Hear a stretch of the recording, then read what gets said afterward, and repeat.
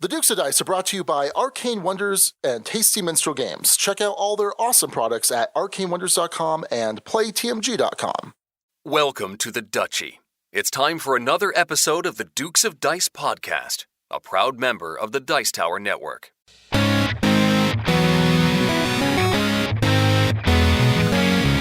Coming to you from the Duchy in the Duke City, Albuquerque, New Mexico, it's the Dukes of Dice, a podcast about board, card, and occasionally role-playing games. Today, the Dukes are joined by me, Rodney Smith from Watch It Played. We give you our top 6 games that are difficult to teach. Then we answer some questions from the Duchy Mailbag, and now, the Dukes of Dice. Hey there, everybody. Welcome back to the podcast. This is Sean. And this is Rodney. Hey, Rodney Smith, how you doing, buddy? I'm doing really well. I'm really glad to be here. I feel like we've been planning this for years. I know it hasn't been years, but it feels like it because we were talking, I don't know, months ago, and I was in a little bit of a busy spell and like, okay, let's work something out, and things kept getting delayed and it wasn't connecting. And I had people saying, hey, would you like to come on a podcast? And I was saying, nope, I've got a Dukes of Dice podcast I'm going to do first before I get to anything else. So I'm glad we're finally making it happen. Yeah, me too. And it kind of worked out, you know, all those delays, because now we've got Alex on hiatus. Right. You actually literally need me now. Yes. Yeah, it's perfect. So no, your timing couldn't have been better, Rodney. Yeah, we really appreciate having you on. It's going to be a lot of fun, and I'm just excited to have you. So. Well, I'm excited to be here. I can't wait. So this is episode 130, which Neil Hoffman has titled Smith and Lessons. I love that so much. That was so good. Yeah, obviously a play on, you know, the type of gun Smith & Wesson makes so much sense. Every week we get help naming these episodes from our awesome listeners in our Board Game Geek Guild number 2008.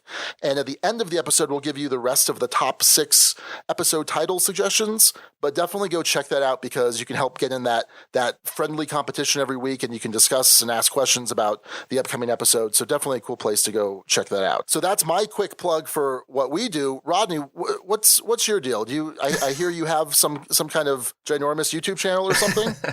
I have a modest YouTube channel called Watch It Played, where we teach you how to play games. The objective there is you could skip the rulebook if you want to, just watch the video. It's comprehensive. Sometimes we'll leave out variants or, specific card information, but we do want to comprehensively cover the rules of how to play.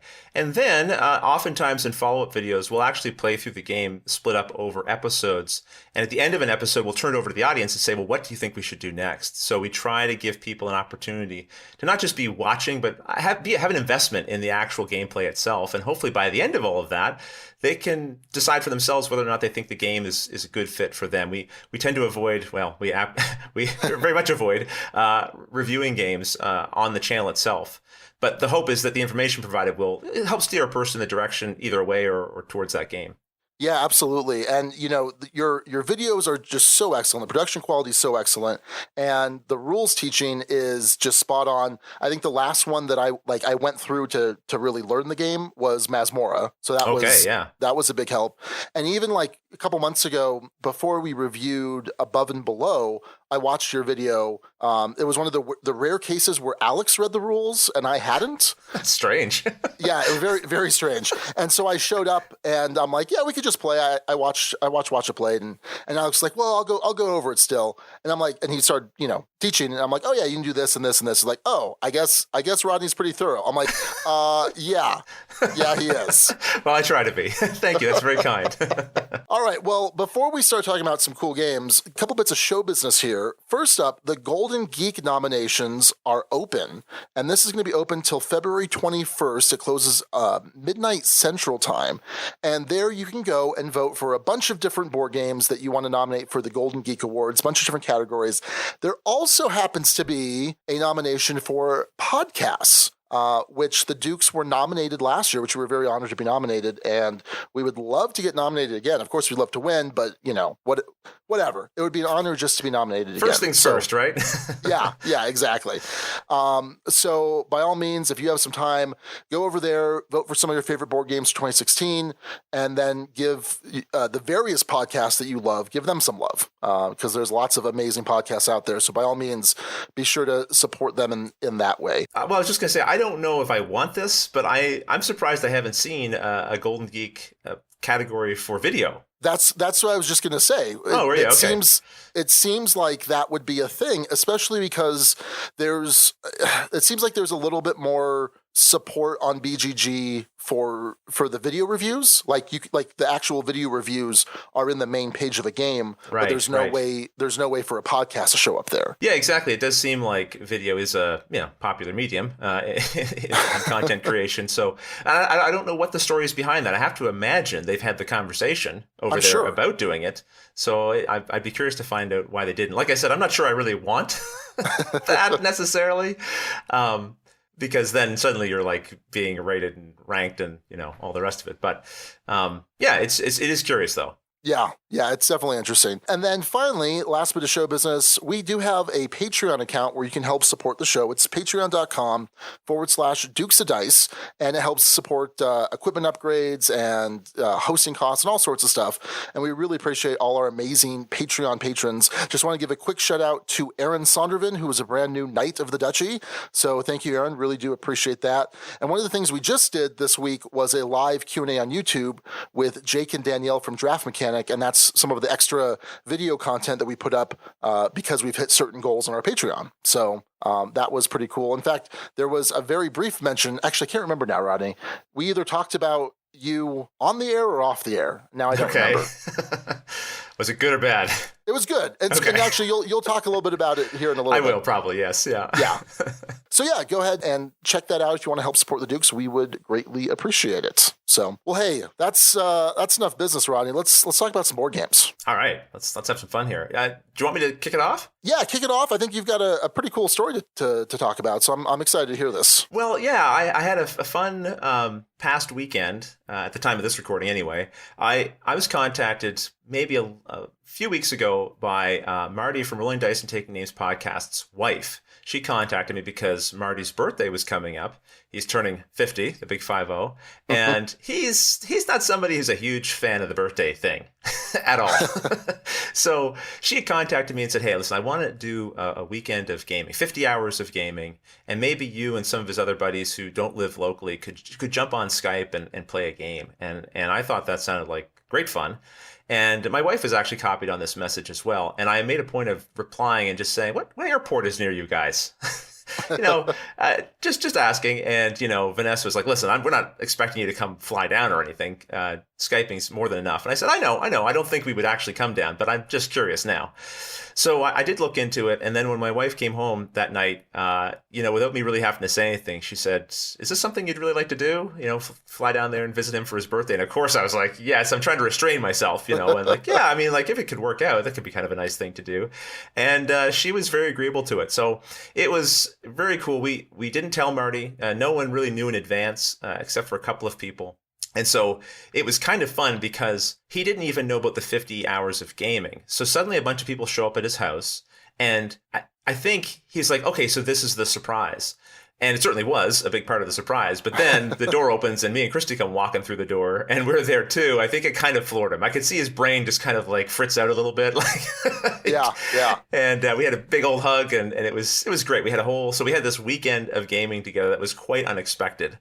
And a lot of fun. Yeah, that's pretty awesome. Yeah, I mean, we've had an opportunity, over the course of these 4 or 5 years, or whatever, creating content. You get to meet all these different people, and you develop friendships and things. And certainly Marty's one of those people. And even his wife and my wife have started to tangentially get to know each other because me and Marty have done so many things together. Like Christy sent a little care package of PEI stuff over to Vanessa. Vanessa sent stuff over to Christy from North Carolina, through me and Marty at conventions. So it was a nice way for us to sort of get into each other's kind of real space for a while. Like you spend a lot of time interacting over social media or conventions, but those aren't really real. I mean, it's real. How do I explain that?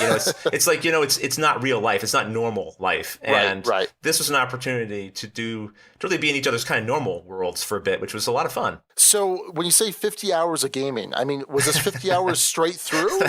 I'm glad you asked. To clarify, it's more like a 50-hour period of all of us being in the same kind of area. He had a bunch of friends who were dropping in and out all the time, from the early morning to late at night. But no, we were definitely going to bed and going out to eat and doing other things amongst that. But just making sure, because that could be rough. Oh, definitely very rough. I'll mention a couple of quick games that we played while we were there that stood out to me. Innis, because I'd never played it before, and of course it's been getting lots of reviews and people talking about it. I'd had a chance to play half a game at GenCon, and I never finished it, and so I was keen to play it again and really enjoyed it. I mean, it sits in that family of Madigo games, right? Of which Kemet is one that I'm a rather large fan of. So I was keen to try this one out, and it definitely feels different than those games. It shares some similarities in the sense of dudes on a map kind of thing, but I really enjoyed it. I've heard different criticisms of the game. If you play it lots, you'll encounter this or that situation. I certainly didn't encounter anything that I didn't like, and I also won, so that probably helped. That's probably, that was probably influenced my opinion somewhat. Yeah. And it was a longer game too. It probably went about, there's 4 of us playing, and I think the length of it, Marty said, was probably because we were all very carefully watching the board state. It's the kind of game where if someone's not really paying attention, someone could just sneak out a win, and we weren't really allowing anyone to sneak out a win. So. Yep. But that was great. And we also played Clank. We played lots of games, so I'll just mention Clank as well as when we played. I recently did a tutorial video for that, and so I was keen to kind of get another play in before I had to come home and record it. And that was a lot of fun too. Clank has a kind of a push your luck mechanic to it where you're trying to collect treasure in this dungeon, but then you actually need to escape the dungeon. And if you die before you escape, well, you won't get as many points. Sometimes you're just kicked right out of the game. And we had one player at the table who was one step away from the exit. He was going to be the first one to leave. He was going to get a 20-point bonus. And his turn ended one step away. So he has to survive 3 other players and get back to his turn. And I say survive because every time you buy cards from the supply, so it's a deck building, it has a deck building component, new cards are revealed, and if those new cards show a dragon, the dragon will attack, and it's somewhat random who he attacks. So all of us, each turn, we were all buying cards to try to make sure the dragon attacks, so this guy would die.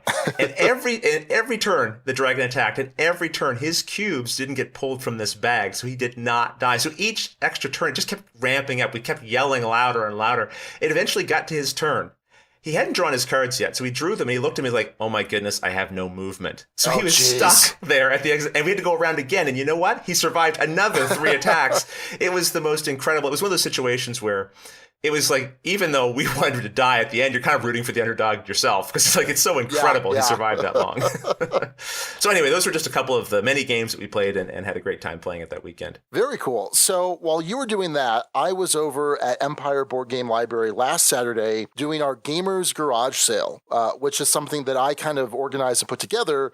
And a bunch of people afterwards came up and thanked me. They're like, oh, thank you so much for putting this together. It was great to buy some games. It was great to get rid of some games. And my thinking is this was a purely selfish motivation on my part. Right. Because I just want to get rid of a bunch of games. Sure. But it was a huge success. We had about 12 total sellers, and I would say probably like 400 different games, more or less in total. And we had about 200 people come through that day. Wow, that's amazing. To buy games. It was crazy. Empire was packed. The line for the cash register, because everything went through the register, was constantly full. I brought 95 games, Rodney. 95. Awesome. Isn't that crazy? That's awesome. It was a deep culling. It was me going through and saying, okay, look, I haven't played this in 2 years. I haven't thought to bring this out in the last 2 years. It's just not going to happen. Or a game that was just such a corner case where, my stepdaughter Mariah, if she's in the right mood, in a certain month, then maybe we'll play this. Yes, absolutely. And I'm like, no. Let's get rid of a lot of this nonsense.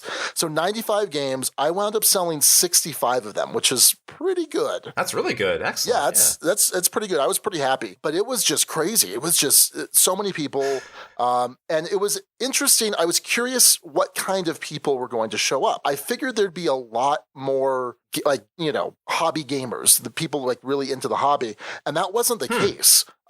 So for example, I had a couple collector things that I wasn't willing to get rid of cheap, and those are the things that I didn't sell. Not so much because of the price, but just because of the people that were there. They weren't the audience for it. Is that what you mean? Yeah, exactly. So I had the Carson City big box with a Meeple Realty insert, and that actually Rory, the owner of Empire, bought that. But then I also had Warhammer Silver Tower, the the new new GW one. game, yeah, right. And that didn't get much interest. I had Sunny Emerald First Edition, and people were like, "Why are you asking so much for this?" And I'm like, "Well, it's First Edition, long story," and I would go into it.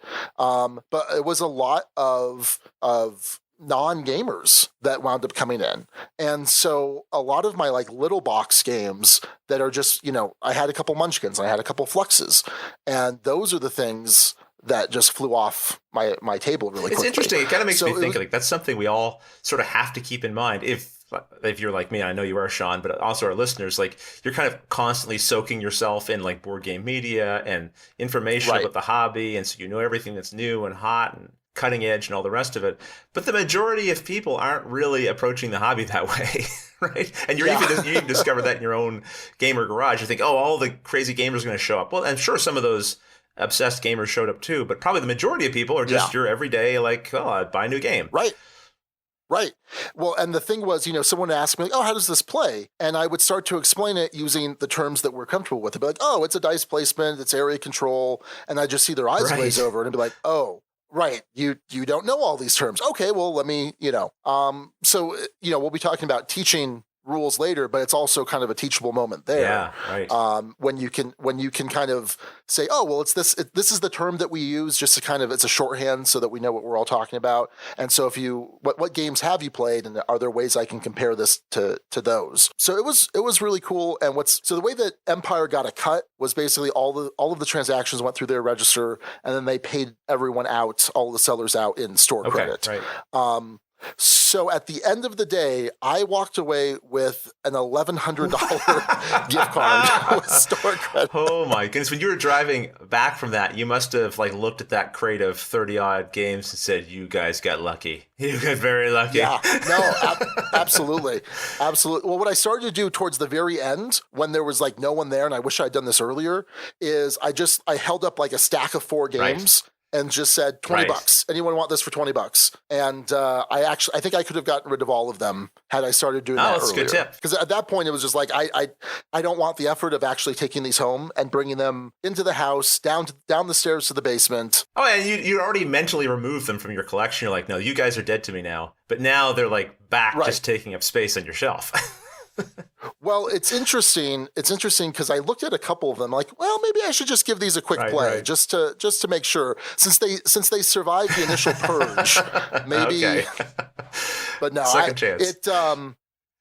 But it's good. I'm really glad because basically I have my main collection upstairs. I have my shelves and my game table, and then I'm one of the few houses in Albuquerque that actually has a basement. It's just a weird thing here in the Southwest, and so that's where all of the you're out of the collection games go, and it's much smaller now. So that's good. But it was fun, and I think we're gonna do this. We were talking about every 6 months, but I don't think that's right. I think once a year is probably. I wish I had something like that near me.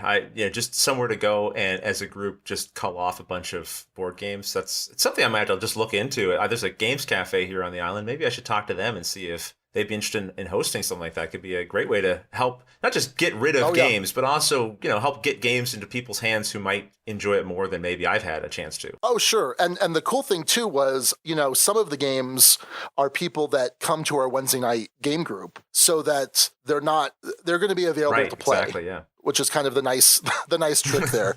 But yeah, it was a kind of a ruthless culling. I still have like 300 games in the collection, so it's not like I don't have any shortage of options. Yeah, so I'm glad we did that, and I'm sure we'll do it again next year. Well done. But it was a really cool experience. Excellent. Yeah. Well, I played a game recently called Julius Caesar. Have you heard of it or played it before? I have heard of it. I haven't played it. I'm looking it up just to make sure it's the one I'm thinking of. Okay, this is by Columbia Games. It's a block war game, and this is the first block war game I've ever played. If you're listening, you're not sure what that is. Basically, it's standardly there's a map that you're playing on. You have a couple of armies.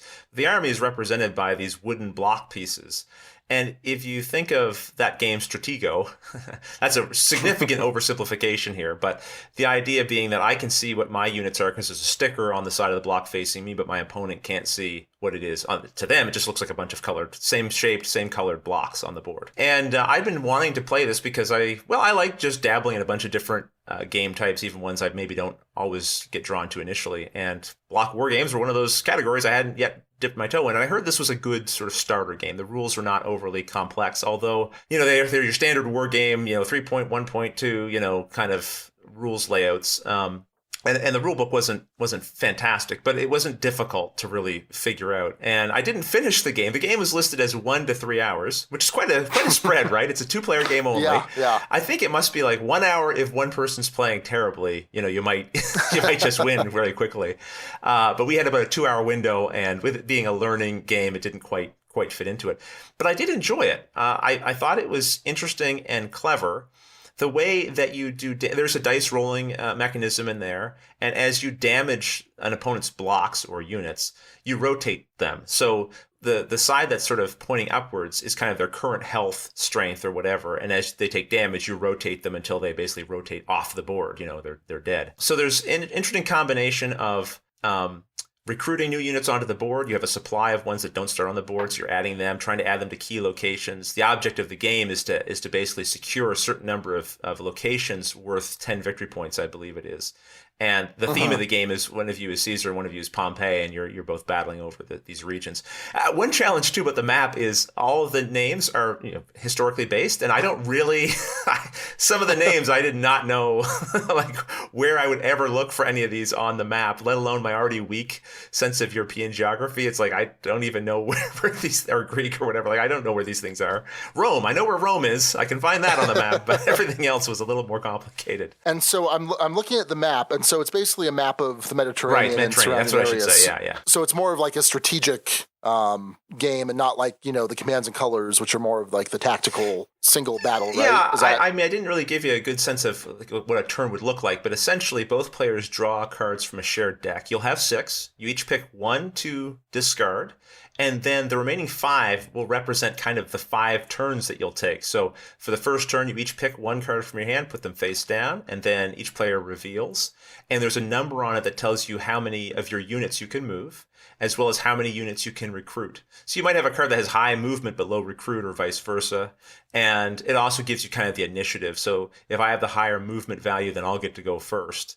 And so then you just execute your card, which most of the time is move some units, recruit some units, and then do a battle if there's any contested areas. And that's when you'll chuck a few dice. And then the other person resolves their card, and back and forth you go like that 5 times. There are a few unique cards in the deck called events. So when you flip those over, they just have some kind of wild effect on them, rather than the standard, move a certain number of units and recruit.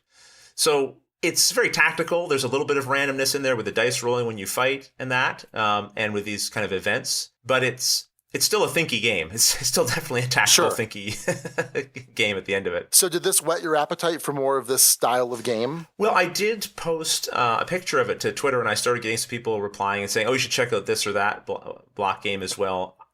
I'm interested to play this one a couple of more times. I'm not sure I walked away from it going like, oh, this is a whole new genre of game that I'm really keen to explore now. But I didn't walk away from it soured on it. I was like, oh, this is interesting. Yeah. Do you foresee Watch It Played ever dipping its toes into hex encounter GMT style war games? I would love to. I flirted with it a little bit with oh shoot, I'm forgetting Liberty.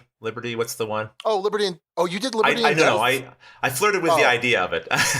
Oh, okay. I was like, oh man. GMT did reach out to me, and it was just my schedule was already pretty full, and that's not a game I could just sort of wedge gently into the schedule. Yeah. That was going to take some effort. Most of the games that we feature are going to fall into the more standard Euro or Ameritrash games. Right. Right. But I love to do little things outside of that from time to time. So, for example, doing a full-on miniatures game, or doing a war game would be something I'd like to do, or doing a heavier Euro. Like when I did the Gallerist, that was on the heavier side of games that we typically feature, right? But I like to do that every now and then, because my hope is not just that when I create content, I am teaching my audience games that they're already interested in, but I hope sometimes that people go, well, I kind of watch it played. I would not normally ever play a game like the Gallerist, but since it's on this channel I sort of like, maybe I'll check it out. And then maybe they go, oh, wow, this is actually sounds kind of cool or interesting. I know myself, I didn't really start out enjoying Euros, the heavier Euros. I played Carcassonne in those games and enjoyed them just fine.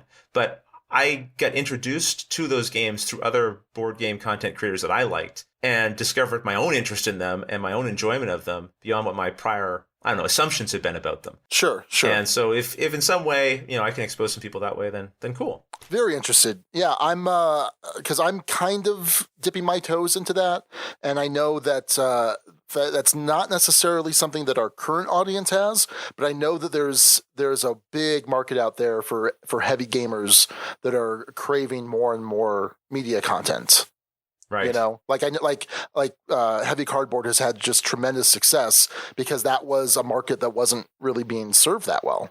So that's right. When you've got people who are passionate about something that is just not being serviced in any kind of meaningful way, then that's a great way to build an audience. Yeah. Very cool. I'll have to check out Julius Caesar because I've dipped my toes into some block war games too. I like the kind of the hidden element. It's kind of like the fog of war. I really like that. That's really cool. Yeah. All right.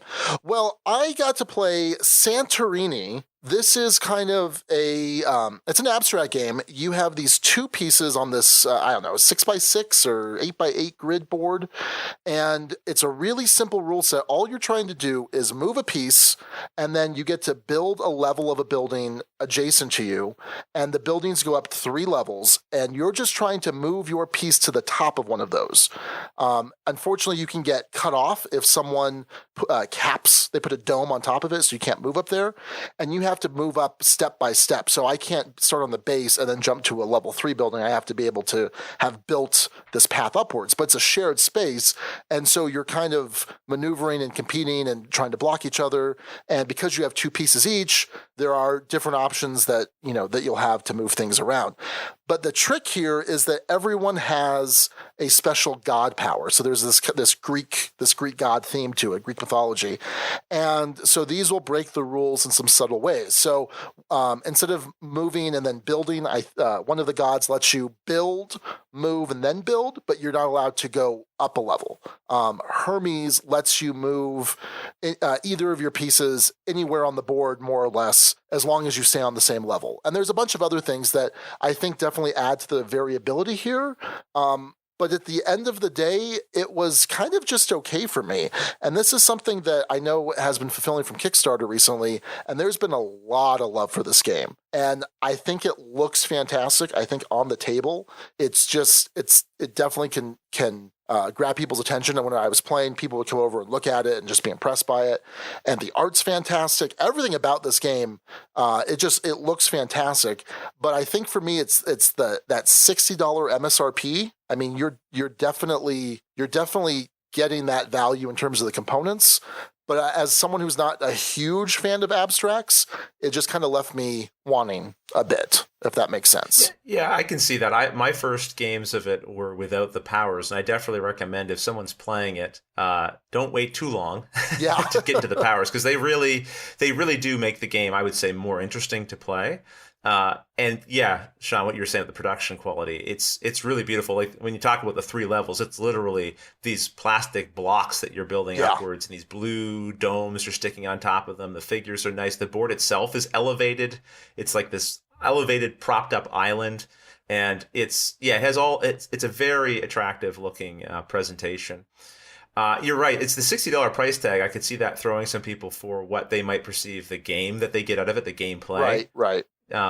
But I think a lot of people who are saying love for it, they're finding like, the ways in which it plays out. Sometimes you play a game and everything gets clumped in the middle. Other times everything gets spread out. Each time you play, it's a little different.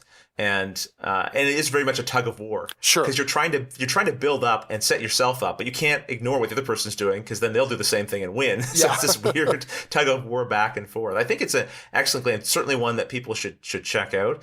But I think you're right. If you think you might have a little bit of sticker shock on the price tag, maybe try it before you buy it, just to make sure you're getting enough out of it that you'd be looking for. Right. And I played it for the first time on Wednesday night, 3 players, and it's not, I think 2 is the ideal number as far as play count goes. I would agree. And I was so on at 3. And then last night, Raquel and I went to Empire for date night. And I said, well, let me try it at 2, because I know that's kind of the preferred count. And let me just give it another shot, because I want to give it a fair shake. And Raquel wasn't crazy about it either. So it's definitely worth checking out. Like, I think especially if you like this type of abstract, and like I said, there's a ton of variability in this game with all the different god powers, and they'll even tell you like don't use this god with this god. It's just not balanced, and I appreciate that level of detail, that level of attention to balance. So I appreciate that. I think it's definitely worth checking out, or checking out a friend's copy and deciding. So I'm glad Empire has it, and I think it'll get a lot of play there. In fact, I told them just leave it set up for a couple weeks, leave it set up on a table, and all sorts of people come in just wanting to try it just because it looks so cool, and it's especially for the guys that work there, like it's just such a quick and easy teach. It's a 45-second teach essentially. So very much so, and the play time is often, I mean, I would say under 15 minutes. Like it plays very quickly. I think this is a game that will have staying power. I think it's a game that will still be around years to come, not just because of the the beautiful presentation, although I think that's really going to help it, but I think a lot of people seem to be enjoying the game. So I think if abstracts are your thing, this is definitely one to check out. And they did the Kickstarter had a expansion included with it. I'm imagining that's going to be offered separately as well, and that adds some new things you can do as well, some new plastic components too. Yeah, was it the Golden Fleece?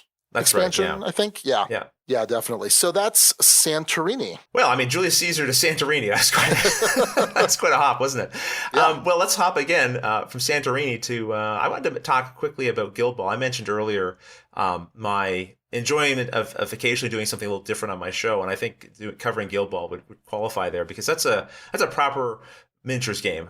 Proper is maybe not what I mean to say, but like compared to a game like Blood Rage, which has miniatures in it, this is a game where the miniatures are the game, and you're moving them around on a board using like a measuring implement. So if you've ever seen those kind of games before, like Warhammer and Age of Sigmar and those kind of things, this falls within that. Although I think Guild Ball is a wonderfully streamlined and fun game. Now, this is going to be weird for people who've listened to my show, because I don't review, right? And here I am talking and like glowing words about games, but hey, I'm not on my platform, so I'm gonna let my hair down. But Guild Ball is a sports ball game. So if you've played Blood Bowl, or you're familiar with that game, it's that kind of conceit. I've got a team of players, you've got a team of players. There's a ball on the pitch, and it's sort of like soccer or football for the rest of the world, right? Where you're trying to kick the ball into the goal, but you also get points by like taking out the other players and beating them down. So there's definitely a combat element to it, as well as this kind of sporty thing of like kicking the ball around the field.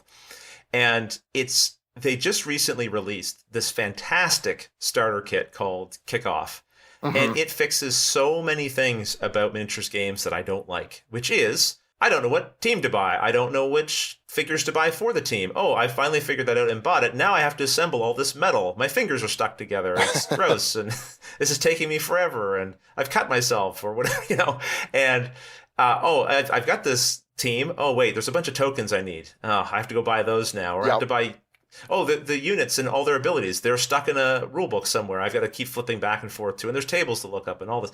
None of that exists in this game, especially if you go with the starter set. It comes with 2 full teams, all the dice, all the measuring tools you need. You'll never have to get a tape measure out. It's got all the unit cards for every figure. It's got a board. And it's not just got like some kind of fold out map. This is a proper 3 foot by 3 foot board that folds out. And it's just, it's fantastic. And so I was very keen to do a miniatures game again, and I thought this was just the perfect fit. So I did a full tutorial video as well, which is stretched over by I think 8 episodes, because it's it's a miniatures game. Sure. It's a bit more involved, right? But I was very keen to be able to do that, and we're right now doing a full playthrough of it as well, so people can kind of watch and see how the game actually works. But my recommendation is, if you've ever thought, I think I might be interested in a miniatures game, but I'm a little intimidated by them, I think Guild Ball is an excellent one to check out, because I think the barrier to entry has been reduced so much by that Kickoff starter set that they released.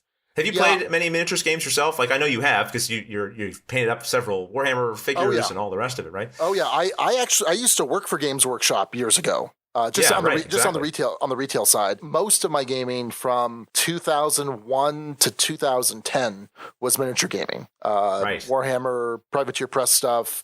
And anything and everything. I'm in my basement. I have a good 10 foot by 10 foot section of just storage for miniature games.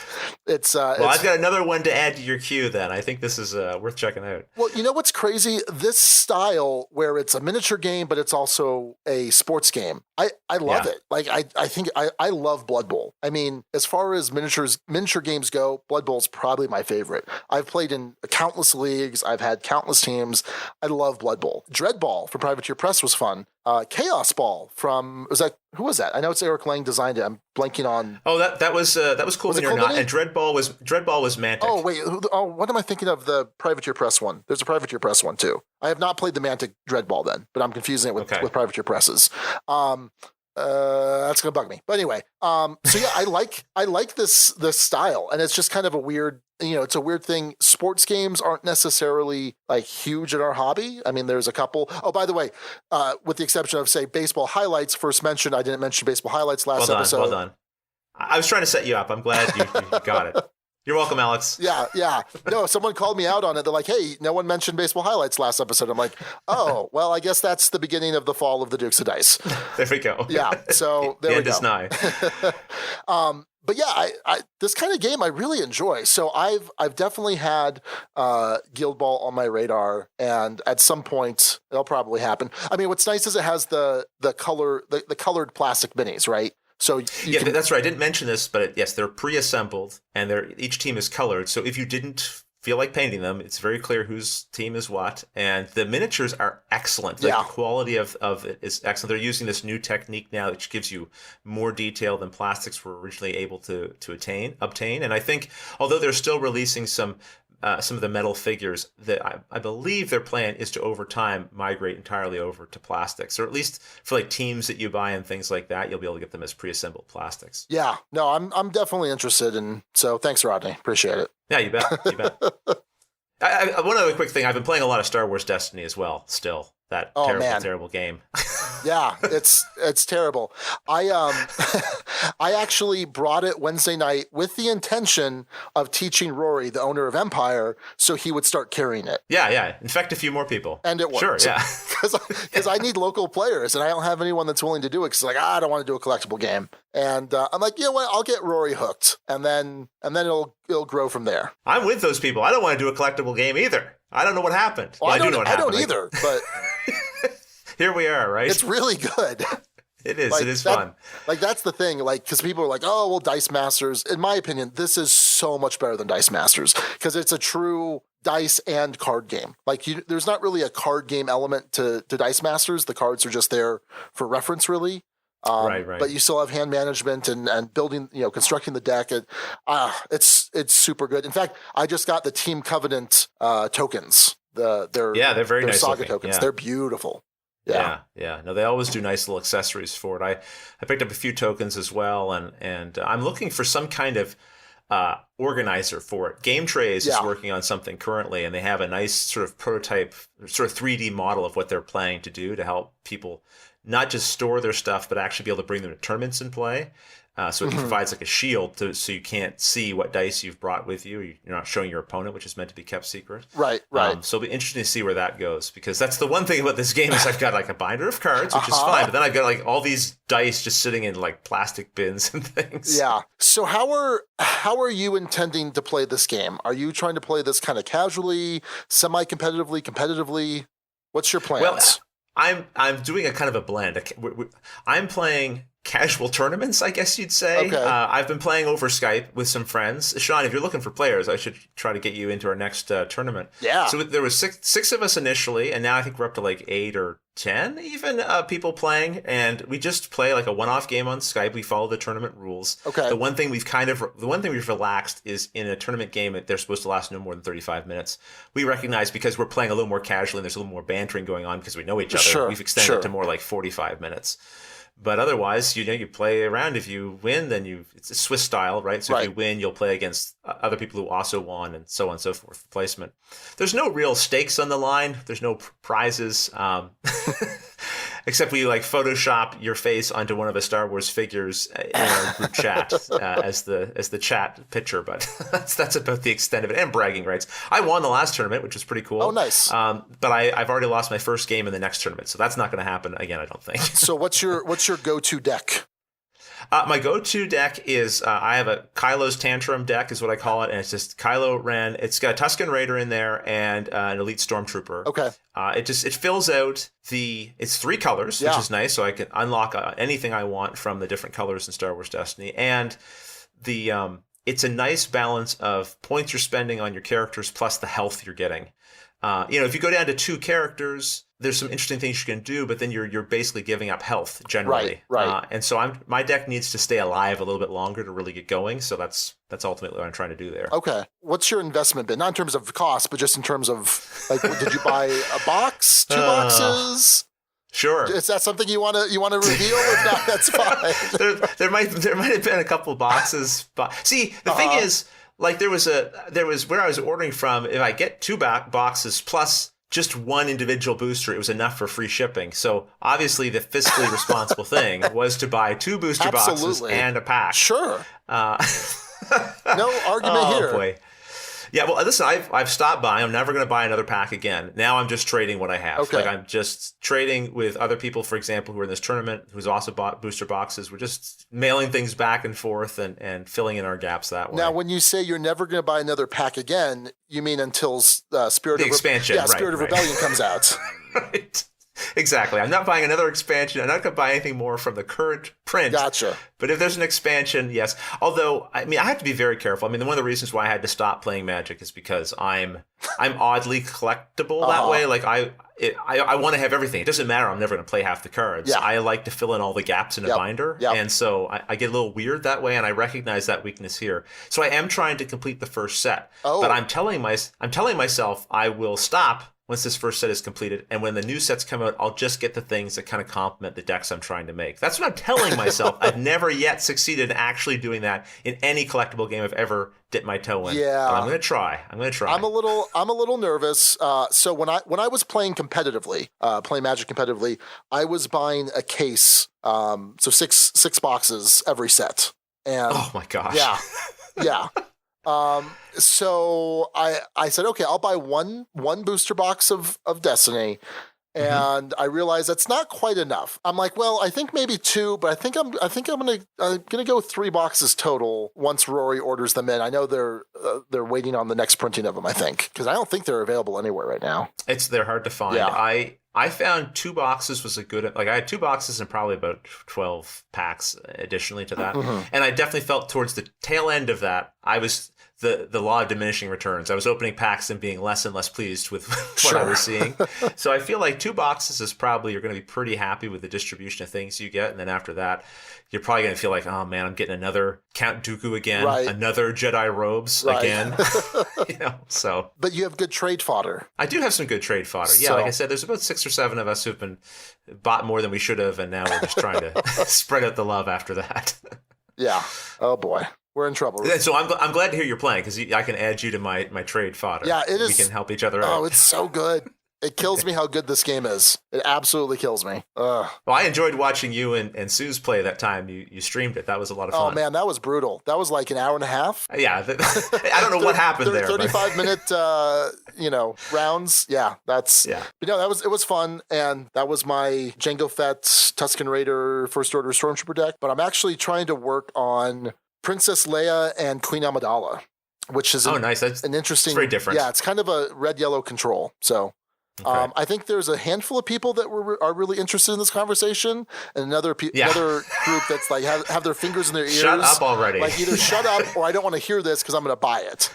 Right, I agree. Since we did our live playthrough, I've had a bunch of people on Twitter like, well, thanks to you, I went ahead and did this. I'm like, sorry. All right. Well, the last game that I'm going to talk about is Doom from Fantasy Flight. That's Doom, Doom, not Dune, because that's not a thing anymore. But Doom is this is the second edition. I mean, I think the first one came out in 2001, 2003, and I played a lot of that back when it first came out. And this is kind of interesting as far as a one versus many tactical miniatures game, where you're a team of Marines that are going into hell and fighting all these demons, And my first thought before I even played this was, where does this fit? So you've got, especially from Fantasy Flight, you've got your Descent, you've got your Imperial Assault. So I think where this fits is this is kind of a streamlined version of those. There's not really okay. Yeah, there's not a campaign leveling up system. So it's a series of linked scenarios, but you're not developing your character as time goes on, which I really enjoy being able to do that, but that makes it more difficult to get to the table. So this is something you can just pull out. You can play a session and you're done. You don't have to do a bunch of the bookkeeping from round to round. So it was interesting. And what's interesting about it is the way that you take your turns in this style of game is usually you just say, okay, well, I want to move and I want to attack. Here you have to play cards. So you have a certain weapon loadout, and this is going to be your deck. I think it's like 10 cards or something, and you draw 3 cards each round. And so some of them represent a particular weapon, and based on what weapon you're using, that's going to determine how much movement you have. So if you're using one of your heavier weapons, you're going to have less movement. And then the weapon card also has range, has some sort of special ability, tells you which dice you use, because you're still using dice, but it's a pretty simple combat system. There's red dice, which are weaker, black dice, which are stronger, and they just rolls hits. There's not a bunch of other special symbols like you'll have in Descent or Imperial Assault. And then the defense system is not dice rolling. It's actually flipping over the top card of your deck, and however many shields are on it is how much of the damage you soak up. So it was really interesting. It's a streamlined one versus many miniature style tactical combat game. And so I think it definitely can have a place in a collection for that reason.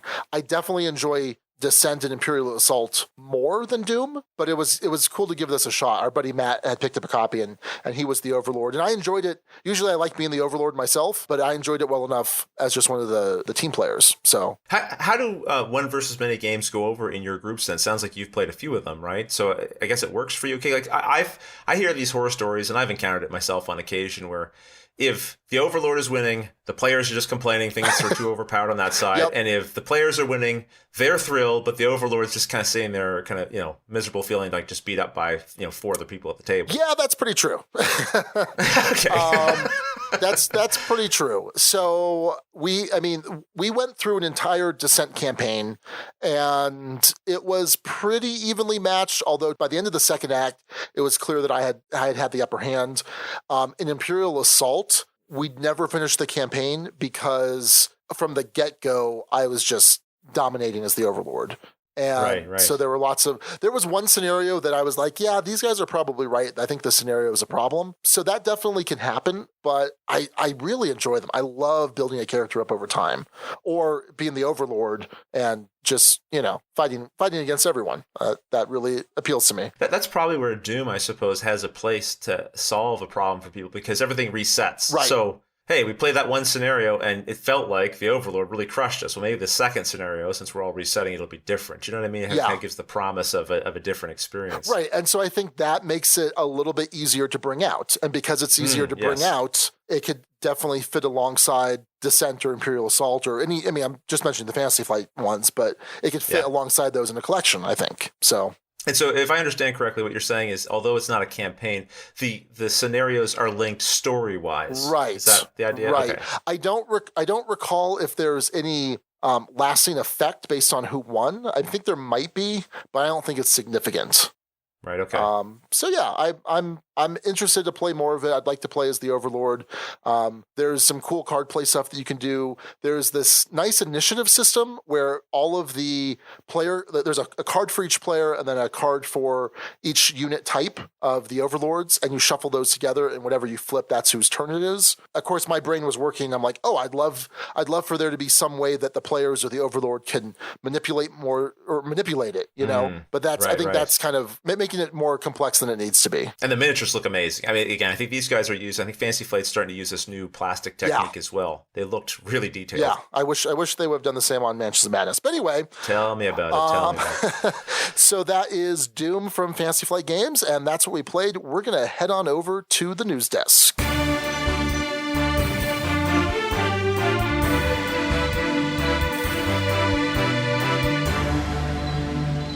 Starting starting off the news, we got some bad news from Portal Games. I saw this, and Rodney, you wanted to bring this up, and I think this is a great story to highlight because I think Ignacy needs some help. I don't know if there's anything we can do, but what's going on here? Well, unfortunately, Portal Games is having a little bit of trouble with PayPal. They have this game, of course, that's coming out called First Martians Adventures on the Red Planet. This is going to be a pretty big release for them. It is a retheming of Robinson Crusoe, but not just a retheming. I mean, the rules-wise, it'll be different as well. And there's also the integration of this app. But it's sort of a spiritual successor, if you will, to something like Robinson Crusoe. And so they opened up pre-orders for this game, and of course they're doing quite well. People are pre-ordering, and then all the funds that they had collected got locked. Their PayPal account got suspended or frozen. Let's put it that way, frozen, right? And, they contacted PayPal. I'm like, what's going on? And PayPal's like, well, we just noticed this like large influx of money entering your account. What's going on? When PayPal found out that this was for product that was being pre-ordered, PayPal has a policy. We only release the money once you, as a retailer, publisher, or whatever, fulfill your end of the bargain, which is getting the games to the consumer. Right. So basically, they haven't lost the money. They just don't have access to it. It won't be released to them until May, June, or whenever the game actually goes out to the pre-orders. So Portal, Ignacy has said, Portal's fine. Like they'll get through this, but they just wanted people to know. And I thought this might be a little way to help sort of boost that signal, because I know there's been a lot of interest in that game, and people might have heard rumblings and maybe panicked or worried about what was really going on. And it's obviously not something that Portal wants. It's much better for them financially to have access to that funding, but they'll be able to survive, and people will still get their game. This is something that I think is why Kickstarter and Indiegogo have actually moved away from PayPal. You can no longer use PayPal on Kickstarter. I think it's been like that for a little while. Indiegogo, as of this year, also have stopped using it. So I think that means they're going to just a straight credit card, or they might have some other kind of option as well. I'm not sure. I think I usually use credit card when I back on Kickstarter. Yeah. So, I mean, that's kind of frustrating. It's great that Portal is able to kind of work around it, although I don't know what Ignacy had to do that, whether it was a bridge loan or they just happen to have the capital. But I mean, certainly that's not something that you're expecting. And I get why PayPal did it. I mean, it's designed to be a consumer protection thing. I think specifically it says, like, if you're not going to deliver it within 20 days, then we're going to lock it until you do. So I get that, and I appreciate that consumer protection. But at the same time, I don't know. I mean, it's Portal Games. It's a reputable company. I don't know that PayPal has any way of. I mean, they're not closely following the board game industry or anything. I don't know why they aren't. Right. I mean, we are. So what's wrong with them? Exactly. So it'd be nice if you could do sort of like, I don't know, this is a silly example, but you know how Twitter you can verify you're an official account or something. It'd be nice if there was a way for certain sort of established companies to be able to verify their PayPal account so they earn a certain amount of trust or something. I don't know. But again, like PayPal would have to have people dedicated to going through the process of, I don't know, reading over forms that they would submit or looking at their business history or whatever. And that's probably just not something they're looking to get into. But I mean, I know, for example, Sandy Peterson, he sued PayPal over this. I think there was like $57,000 they didn't release. And so he started a court proceeding. I don't know if that ever got resolved or if it's still ongoing or what, but I know at least at one point there's somebody else, another designer publisher team that said, okay, we're going to do something about this. I don't know exactly, why this certain portion of the amount was held back. There might be more to the story than I realized, but obviously it's been causing some difficulty for, the board game publishers who use PayPal as part of their money collection services. Yeah. And I mean, right now they kind of just have a stranglehold on that type of service. I mean, they're just so big and pervasive. Yes, exactly. But maybe now that Kickstarter and Indiegogo aren't using them, maybe that's taken. I don't know if that's taken a good chunk out of them, and there's room. There's room for others to kind of fill in those gaps. But yeah, it would be. I mean, it would be one thing to say, oh well, just like you were saying, submit some paperwork, get some sort of authorization to be an exemption to the normal rule, but they probably don't want that hassle and that financial liability. Because what if they approve someone and it turns out it falls through and then PayPal's responsible? So there's not a good fix or an easy fix, and it's just kind of crappy. And fortunately, Portal can work around it. But again, I'm sure it wasn't an easy fix for them. Can I call a quick audible here? I have another little news item. Yeah, by all just means. Throw in if you don't Sure. mind. Oh, thanks. That's very accommodating. Speaking of accommodating, here's a little segue. GenCon housing just is going to be at the time of this recording. Tomorrow is when GenCon housing will open up. Okay. So if you've got your badge, you'll be able to get your housing. And this year, unlike previous years, they're giving your time in advance. So in past years, it would be like noon. You can log onto the site and scramble with the other thousands of people to try to get your room. And it's terrible. It's a gong show. Everyone's stressed out. Twitter explodes with people complaining and crying, and there's gnashing of teeth. It's horrible. And this year they said, okay, no, what's going to happen is when you get your badge, we'll assign you a random time. You won't be able to get your housing until that specific time of day. So there's no point in just showing up at noon trying to get in because you won't have access to the housing portal at that point. So people are starting to get their times. It will open, I believe, at noon Eastern time. My time is 9 p.m. So I'm going to have housing in Cincinnati, I think. That's what that means. GenCon housing this year will be, I'm sure, another wailing and gnashing of teeth online because it's going to be very difficult for people to get rooms unless you're in that early part of the booking. Yeah. And I know I have a couple of friends who are closer to like 1 o'clock or whatever. They'll probably be okay, but oh man. So I'm going this year. It'll be my first time going. I got a press badge, and nice. I'll be going with our buddy Nick here. He has gone a handful of times, and he always stays a little bit out of town. And he has another buddy that meets him up, and he drives in. So we'll have a car. So we're kind of just avoiding the whole housing lottery altogether. Yeah, that's nice. I mean, I like being able to be within walking distance to be able to jump back to my room when I can, and I would miss that. I think if I didn't have it, it's kind of like once you have something, it's hard to lose it, you know. But as much as I might be frustrated by this, I don't think it's another thing, sort of like the PayPal situation. There's not an easy fix. We can complain all we want about it, but there's X number of rooms and there's Y number of people trying to get them. Exactly. So there's no way to solve that problem so everyone's happy, right? Oh, yeah. It is what it is, you know. Yeah, no, absolutely. I'm excited. I'm excited to be avoiding the whole lottery. Yes, I hear what you're saying. I'm happy for you. Yeah. I'm happy for you. It's nice. So yeah, I mean, there are some things that make it a little bit easier. It's going to be a little bit cheaper. I don't have to deal with the lottery, but obviously it's a little bit less convenient. Or maybe significantly less convenient, but everything about Gen Con's inconvenient. If we're being honest, like it's an insane show. I always say it's my favorite and least favorite. It's my least favorite because it's the busiest one. It's the craziest one. It's so many people, and I love being around people, but it's a lot of people all the time, and there's so much going on. You're missing more than you're ever able to take in. At the same time, it's one of my favorite shows because it is the largest expression of our hobby that I've ever been a part of in one place. You know, you look around, you go, oh my goodness, there's so many other people who share this wacky passion I have for this very cool hobby, you know, which is great. Yeah, no, I'm definitely excited. So by the time you hear this, if you were hoping to get involved in the lottery, whoops. Yeah, exactly.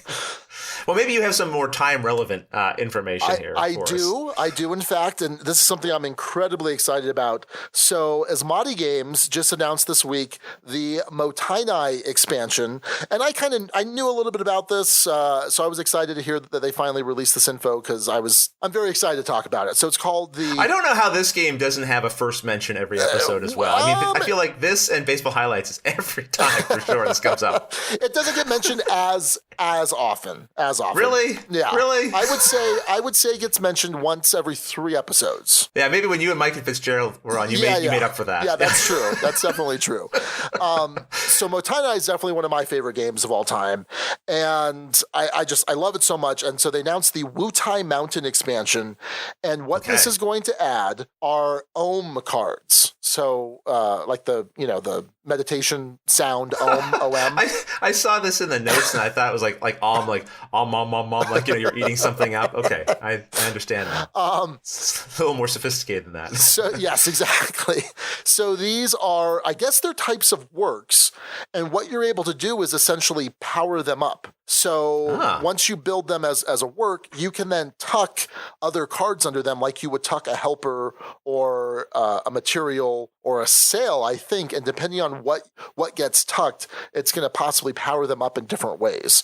Oh, interesting. So yeah, I'm really excited because the variability in this game. I mean, there are 54 cards in the base game, all unique cards, and depending on which works you build, it just creates a very different dynamic every game. And now you're going to be introducing an expansion, but not just more cards, but cards that work fundamentally differently. Well, this should make the game even easier to teach. Hey, let's not get ahead of ourselves yet. True. This may or may not come up at some point later. So yeah, this is something I'm really looking forward to. It's supposed to come out sometime by the end of 2017. I'm not sure if it's going to be direct to retail or if it's going to get Kickstarted. I'm guessing it's going to be just a retail release, because if they're expecting to release it by the end of 2017, it wouldn't make sense for it to be, unless it's on Kickstarter like now, and it's not. So I'm very excited. I want to see if we can get maybe an advanced copy with as much love as we give Mottainai. I think you should get definitely.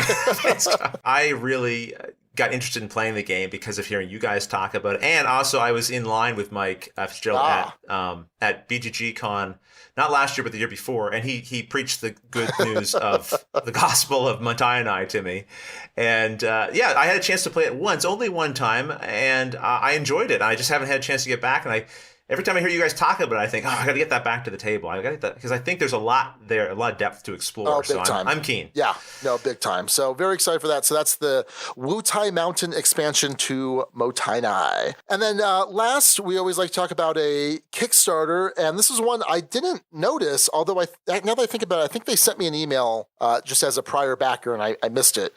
But 2 Rooms and a Boom, which is a really fun party game, secret role. And you need a good number of people for this. I mean, you're not really playing this until you've got like 15, 16 or more. At least I think. I've played it with 10. I'm not crazy about it with 10. I'm with you, Sean. I think the more the merrier in this game for sure. Absolutely. Yeah. So this is just a very small 9-card expansion called Necroboomicon. That's ridiculous.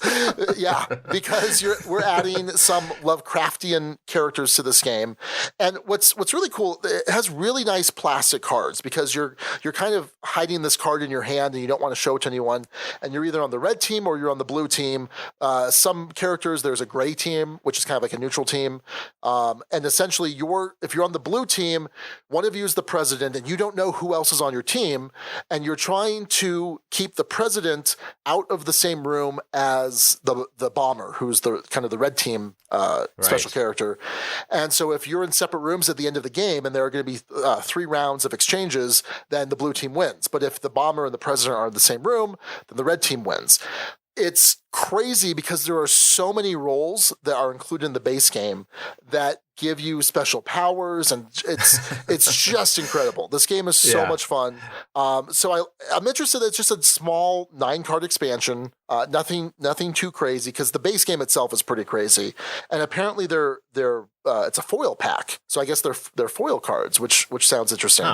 Oh. The price is right. It's $5 for just the expansion. It's $1 extra dollar for U.S. shipping, $2 for Canadian shipping. I figured, hey, might as well include Canadian shipping here. And then Thank you. Yeah, absolutely. And then if you want to get the main game along with it, it's $25 plus $2 U.S. shipping, or $15 if you're shipping to Canada, which is what? I know, it's crazy, right? That's the way it is, though. I mean, people don't realize just how expensive the shipping can be, and that's a good example of it. Yeah, I was surprised. I was like, "Oh, that's a big jump," but I guess I understand why. So we were talking about GenCon there. That's probably the last time I played it was at GenCon. It was a great place to play it. I mean, you got a lot of people around looking for something to play, and it is a crazy. What I love about that game is I like social deduction games where you have you have imperfect knowledge, at least to begin with.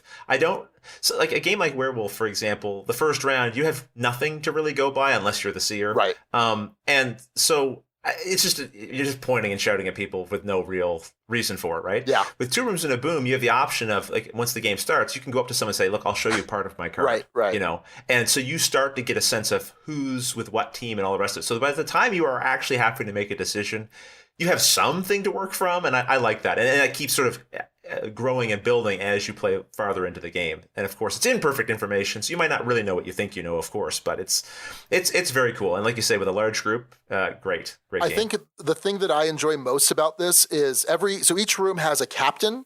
I forget the term, but it's essentially a captain who makes the decision of who to exchange, because you exchange a certain number of prisoners, and then you meet the other captain like in between the two rooms, and you do that exchange.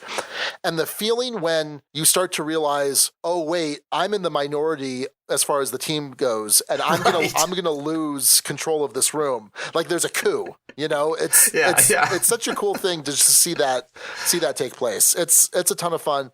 I only really get to play this at cons. There was a party I went to, someone's birthday party, a bunch of non-gamers. I brought it out there, and that was a big success. But very few opportunities to play this, I think, because you really want a good number of people. So I'm excited for this. You've reminded me, though. I need to pick this game up. I don't have it, and I think it would be a fun one to have for those perfect situations that come up. Yeah, absolutely. So just make sure you save up for the $15 to ship. Okay, right, will do. So this is going to happen. It's currently at $44,000 of its $2,500 goal. This ends February 28th. The only thing I would say here is I hope and I would expect, given how small this is, that this fulfills faster than the first Kickstarter did. But I understand. Oh boy, yeah. I understand why, and the final product was really solid. So, all right, well, that's a look at our Kickstarter, and that's a look at the news.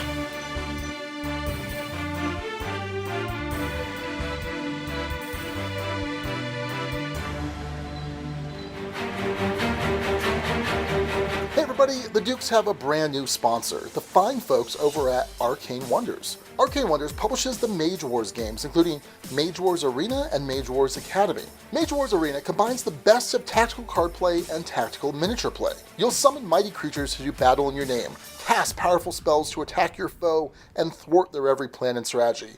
You'll use hidden enchantments to turn the tables and rule the day. Adorn yourself with mighty weapons, armor, and arcane artifacts. All of this and more await you in Mage Wars Arena. Arena is fully expandable and includes a ton of expansions to let you customize how you want to play the game. Mage Wars Academy is a streamlined and boardless version of Mage Wars Arena. It's designed to be faster playing and more portable than its big brother. Arcane Wonders is already cranking out the expansions for this one as well. So be sure to check out Mage Wars Arena and Mage Wars Academy and all of Arcane Wonders' awesome titles at arcanewonders.com.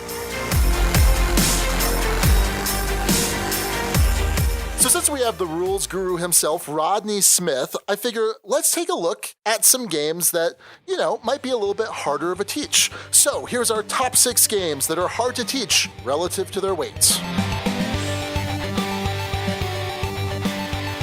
I thought that was a great clarification, too, relative to their weight, because there are lots of games that are complicated, but you know that going into it because it's got like a 100-page rule book. Of course this is going to be complicated to teach, right? Well, and I didn't want to do just heavy games. Right. So yeah, I think it's a good little clarification. A little caveat there. Well, I think maybe it'd be good to maybe just cover a couple of general things that make games hard to teach, and then we can get into our top 6. For example, I was thinking one thing that can make a game hard to teach is if there's quite an involved method of scoring. I'm thinking about The Gallerist, for example. Sure. Where I can teach you the rules. It's a heavier game, and there's quite a bit going on there. But, in order to play a game well, you kind of have to have some sense of what you're trying to accomplish and do. And that game at the end has quite a few different little scoring things that happen, and it can be kind of hard to conceptually understand those during the teaching process. You know what I mean? Right.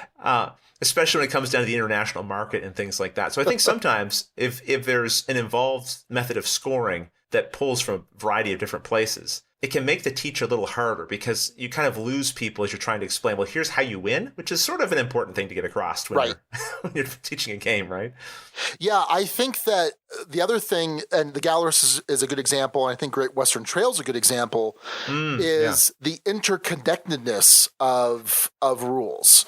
So, and I know I've experienced with The Gallerist too, where, okay, I'm going to teach you how this particular action works, but it kind of pulls in stuff about all of these other things that I haven't covered yet. And so to what extent do I have to cover these now? Because I'm going to really need to cover them in depth later. And so I think that's a difficult decision to make. And I know that creates that certainly adds to the complexity of the teach and the willingness of people to kind of keep paying attention before they just kind of, Yeah, and that actually pulls from another popular complaint I have of certain rule books where, you're reading and they'll introduce a concept, but they'll say, and you can learn about that on page 12. And you go over to page 12, and it's like, and this introduces a concept that you'll learn about on page 6. And it ping pongs back and forth. And as much as I hate that, and I think there are ways to do that better, even when I'm teaching a game, you get to certain points where you're like, I can't really explain this to you yet. We will have to shelve this and come back in a moment. You know what I mean? Yeah. And that those are things that do add to the difficulty in teaching a game. I think sometimes, too, if there's a lot of exceptional rules, and by exceptional, I don't mean like awesome rules. I mean exceptional as in exceptions, like if this, then that. The more a game has these little edge cases, the more difficult it can be to teach. And obviously, a general recommendation is not to get too deep into the weeds when you're first teaching someone a game. Don't give them all the exceptions. But depending on the game, some of those exceptions can be so important. It's you're doing this dance of how much do I put off till later to the point where it's too late for you to actually use this in your strategy? So then you're frustrated that you didn't know it in advance, even though you'd be annoyed with me if I was to stop right now and spend 15 minutes telling you about all of them. Right. So, like for example, last night I played Schottentodden for the first time. I have Battle Line, so it's the same thing. But Raquel had never played either, so I taught her Schottentodden, but I didn't teach her about having to prove, like you can prove based on what's out there that you win a particular stone, landmark, whatever, until halfway through the game. And I said, okay. So before I very briefly mentioned that at a certain point you could prove what's out there. So we can do that. We can do that soon. And here's how. So I think it's kind of scaffolding. I mean, that's an actual teaching. An actual teaching term, where you kind of build on what you have. But again, like you mentioned, that sometimes that's a problem because I could have been preparing for that had I known that. It's like, well, I don't want to inundate you with 20 rules that you don't need to necessarily know unless this specific situation comes up. And it's not even always like you don't need to know. It's like this. Well, I could tell you right now, but you will not remember because this means nothing. You haven't seen enough of the game in action. And I mean, I've definitely had that experience where I've taught someone a game and I've given them the rules, and then later they're like, "You never told me that." We've all had that experience before, and I know that I told them, and I understand why they didn't remember. It's because the words I told them were just words. It didn't mean anything. There's nothing for them to latch onto and go, "Oh, I see the value of why you're telling me this." At that point, it was just this abstract idea that they couldn't really get their head around how it plugged into the actual game. But it's a rule I told them because it was a rule that exists. They don't have the context for it to make sense. Sometimes I want to print up this like checklist and just have them initial off as I teach them something so I can later go back and say, I in fact did. I love that. Oh, that's so good. That's how my attorney mind works. I'm like, no, I in fact did inform you of this, and is this not your initials here? Okay. Yeah. Well, then let's move on. That's delightful. I love that idea. Yeah. I think how do I express this? Bad theme integration is another factor. What I mean by that is, I'll express it from the positive side. When a game has good theme integration, in other words, the mechanics of the game, the things that you're doing, the actions that you're taking connect to the theme in some way, boy, does that ever make it easier to teach the game. If you can't really make sense of, well, why can't my fighter move across the board over there and hit the monster? Well, you can't because you can't do that until turn 3 after, X, Y, and Z has happened first. It's like, well, that doesn't make any sense. Yeah. If you can make sense of like how the rules work within the theme of the game, boy, does that ever make it easier. Yeah, there's a certain amount of intuition that the theme communicates. And there was a really good game tech that Jeff did, and I'm trying to remember what it was. Something about like the direction that you're allowed to move. Like, let's say there's a rule that has, you can move certain directions, but if the theme is, this is a helicopter versus this is an airplane, they tend to have different movement types. So it makes sense in a helicopter, I can move up, but I can't necessarily move up in a plane unless I'm also moving forward. Right. So that can certainly help from an intuitive standpoint and from just a general understanding. Man, I wish I could remember what game tech that was. It was really good. I heard that one too. They are all really good. I can't remember the game either, but I remember him using that example. It's such a good one because you immediately connect with it, right? So the designers, the publishers of the game, it is good to explore which theme is the best, not just necessarily which game is the most popular or, like what would really fit well with your mechanisms. I think, speaking of theme, actually, sometimes theme can work against a little bit. I think of Android Netrunner.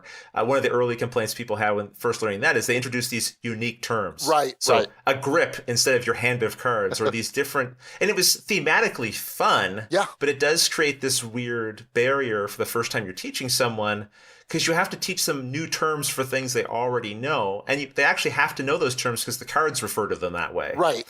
So you can't even just sort of skate over it and then get back to it later. They're going to have this hand referring to terms for things that they're like, why? Why is it called this and not just called my hand? Well, it just is. It was something cute and clever they wanted to do, And there's something, because really it's a matter of translation too. Like it's lost in translation, because you now have to take the mental energy of saying, my hand is my grip, and now I can, read the cards appropriately. Yes, right. And it's just, kind of like if you're not fluent in a foreign language, you're not thinking in that language. You have to go through that extra step in your mind. Right. There's extra cycles you're spending doing the little translation in your brain. Yeah, right. Absolutely. Right. So how often are you sitting down to teach someone and you've already read the rules thoroughly? Maybe you've set up the game and kind of worked through a couple things yourself, versus, I just got this. I just opened it. Can you guys help me punch it? We're going to muddle through this together. What's the percentage of time there?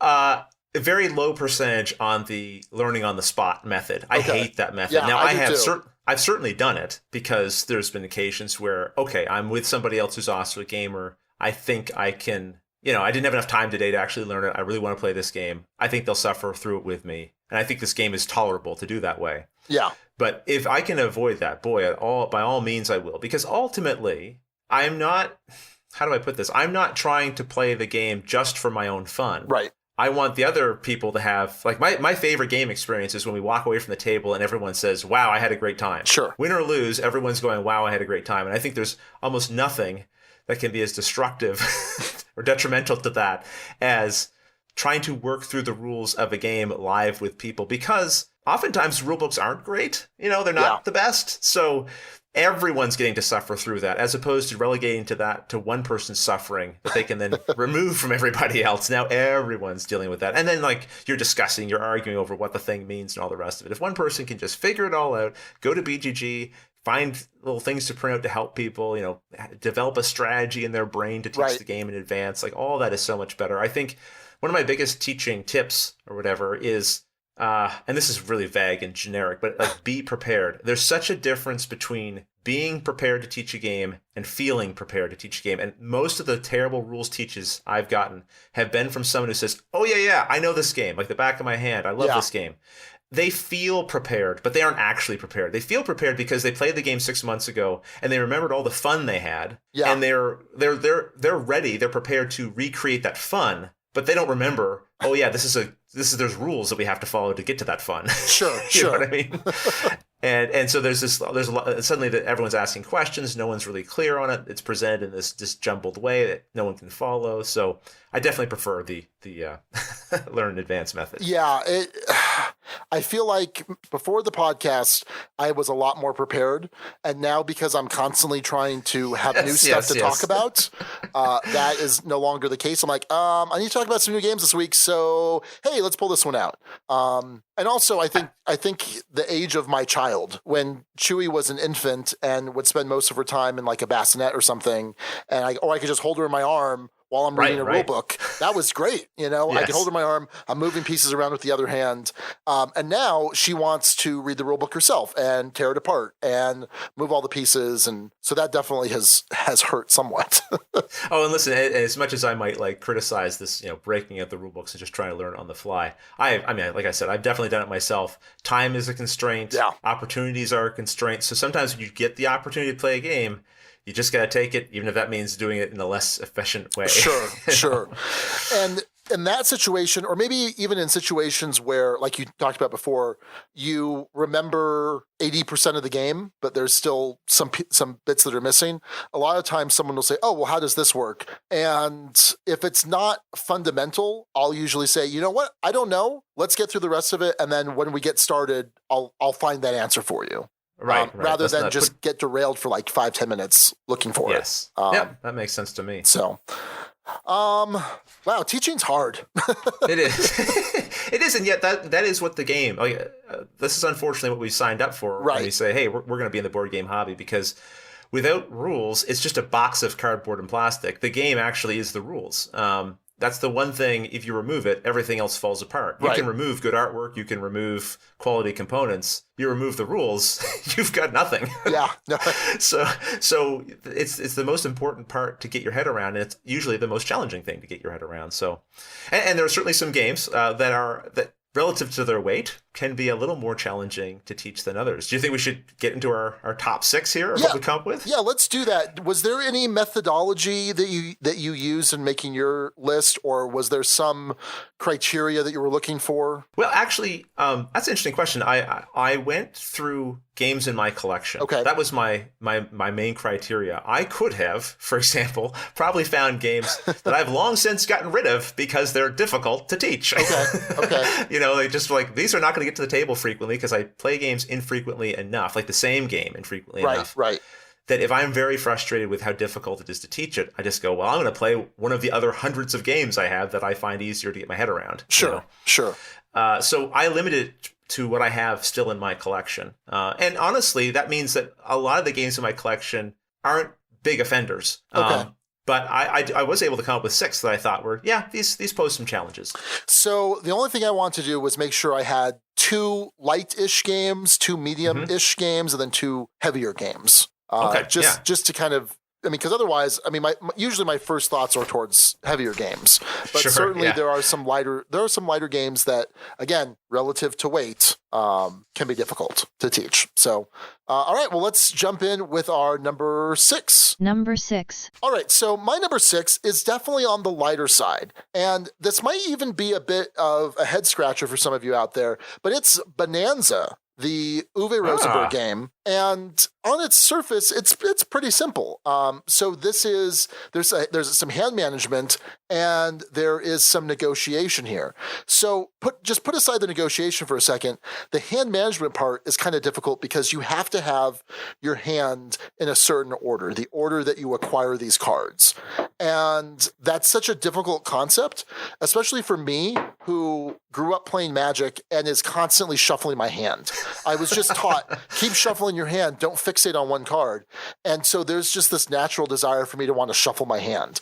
Right. Or a natural desire for people to just want to organize their cards in a certain way. Like, I want to put these light cards together. But no, you have to keep them in the order that they came into your hand.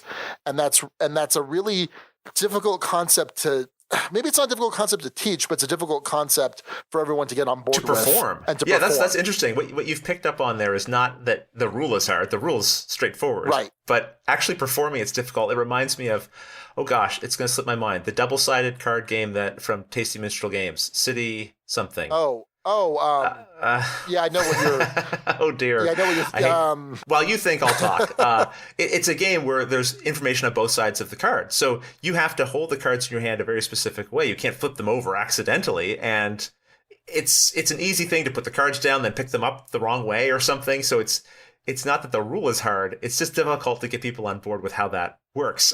Right. How to perform properly in the game with it. So then there's the other side of the coin. By the way, Flip City. Flip City, there's the one. Yeah. Thank you. Yeah. So then you also have to teach negotiation. And this is a great entry level negotiation game because basically you have some particular beans that you're putting up for trade for people to, exchange with. And it's a really difficult concept to teach if you don't really have a basis for it. And a lot of people don't. A lot of people don't intuitively just get negotiation games. Either they don't have to negotiate much in their lives, or it's just not a concept that they understand or are good at. And the game can break down if you have to teach that concept of negotiation and why is this valuable? Why would this be more valuable in this situation but less valuable in this situation? So kind of those two things together, in my mind, make it a difficult teach, again, relative to its weight. Sure, and I think some people don't enjoy negotiation. Sure. Like even if they understand the relative value of things, I was listening to one podcast and they were saying like we just do terribly at these games because one person will go, "Will you give me this for that?" And the other person goes, "No," and then that's the end of it. Like it's that's as far as it goes. So it just kind of falls flat. As opposed to what it's just sort of meant to be more lively. Like okay, well I'll throw this in to spice it up, and But if your personality types aren't sort of key to that kind of interaction, then negotiation is going to fall flat or even be hard to kind of get your head around. Absolutely. Yeah. So that's my number 6 Bonanza. Okay, well, my number 6, I cheated a little bit on number 6. It's the only one I cheated on because I always have to wedge Kemet into any list I do because Kemet's my favorite game. But Kemet and Terra Mystica kind of occupy a similar space for me in terms of what makes them a little bit challenging to teach, because I find they're games that are front-loaded with a lot of information that you kind of need to know before playing. I don't think Kemet is a difficult game to play necessarily relative to its weight. It's just I find every time I teach that game, I look at my watch and go, oh my goodness, I've been talking for 20 minutes and I'm still not quite done yet. Yeah. And I don't know what to cut out here. I feel like all of this is important.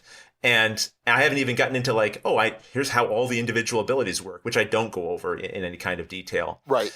Because there's all these special power tiles that you also can pick up if you've never played Kemet before. So the game just has enough moving parts that I feel like they all have to be described, and it just creates this extra layer of complication. And there's variable factions and powers, especially when it comes to Terra Mystica, which, if someone's playing for the first time, they've just picked up a faction, forget the base rules. They also have to learn how their thing specifically works, right?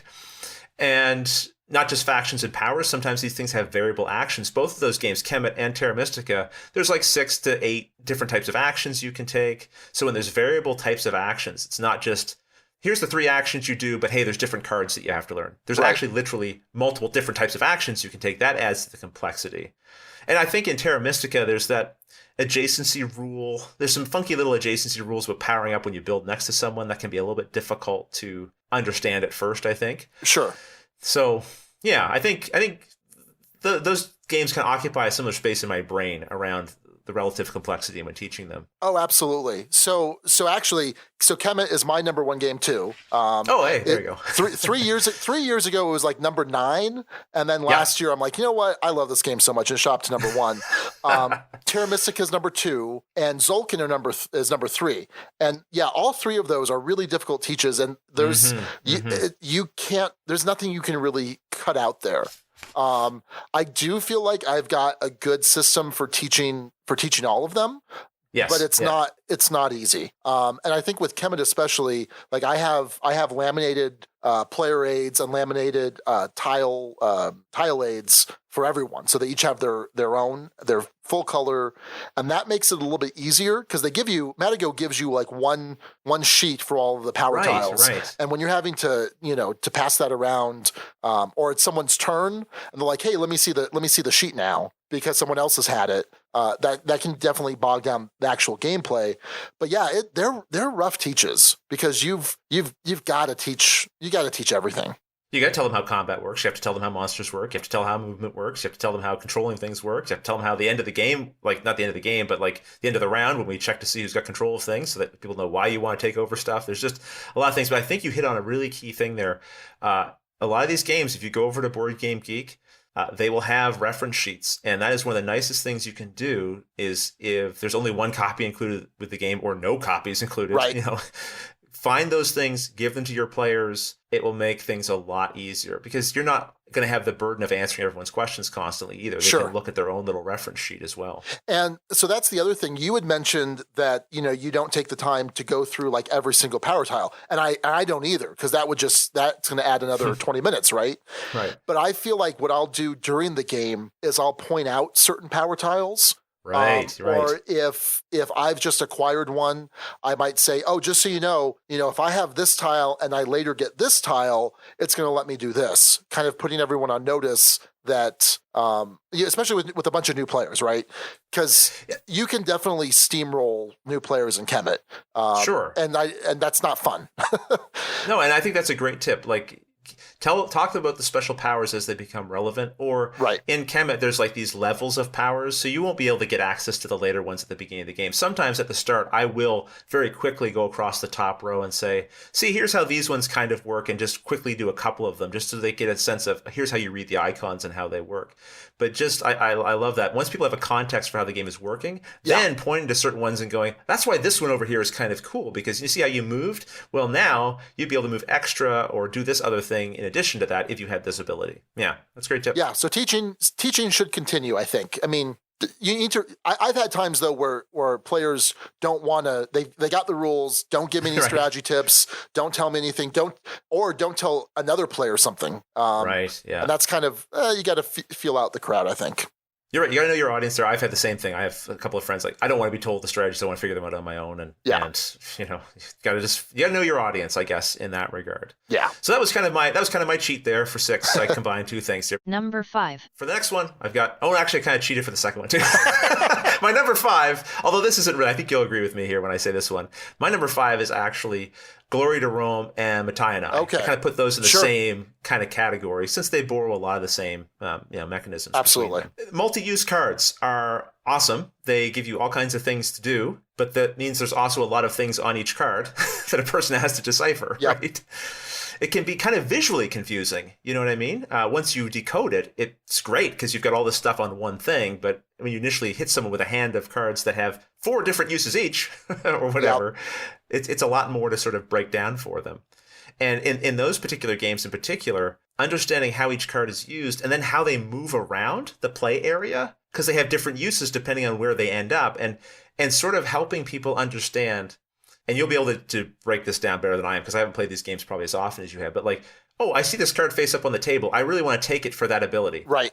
No, you'll never get that ability if it comes from there. It's only going to be able to be used for these 2 uses or whatever, not all of them, right? And getting people to realize you won't always have access to all of the abilities depending on where they come from or where they go to. Yeah. That can be quite tricky. Well, you need to teach people to save your brain power. Like, because so many times I've taught these games and they're out there in the middle and they're like reading it. And that's fine if you're just reading it just so you have an idea for a future game. What exists. Right. Yeah. But don't worry about it. Like it's just a good, or a helper or whatever. Like, don't worry about it. You need to save your brain power for the rest of the game.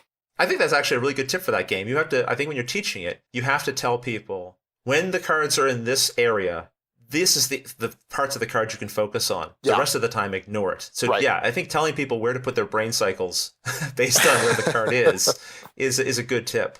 So I have taught Mottainai a couple different ways. I've tried some different things. I've tried just playing open-handed and kind of walking through, here's why you might want to do this.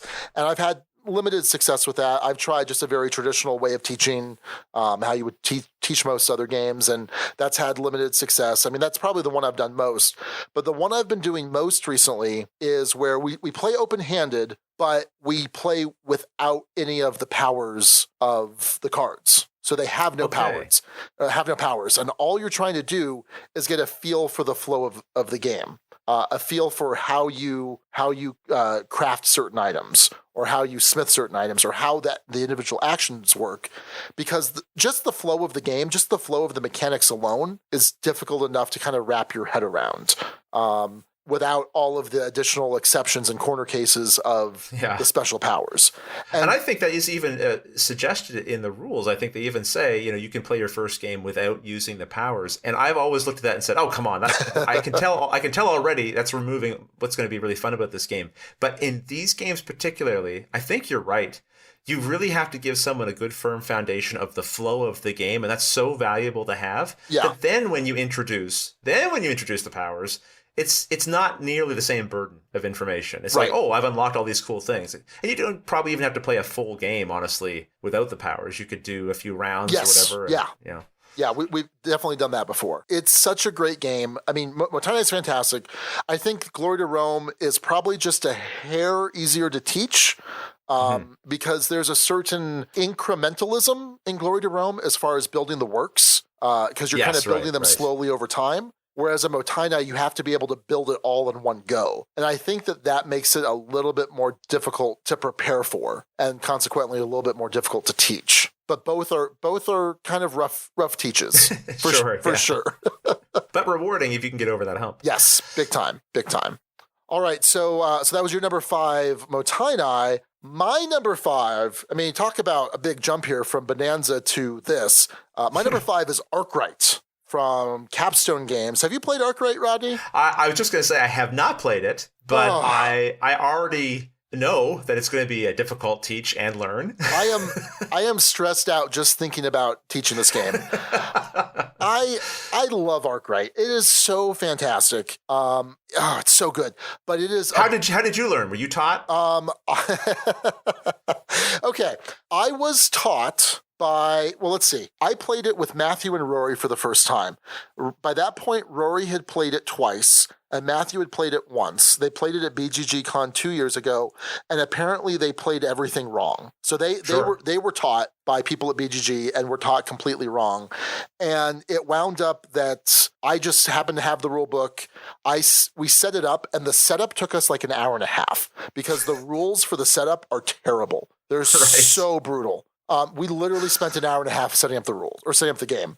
And then it was kind of, okay, here's how you play. Okay. Then I'd look in the rules and be like, oh, no, that's not right. So it was like a 6.5 hour experience the first time. Wow. And this was after me kind of skimming the rules. So I went back, I read them really carefully, and I feel like I have the teach down pretty well now, but it's just brutal.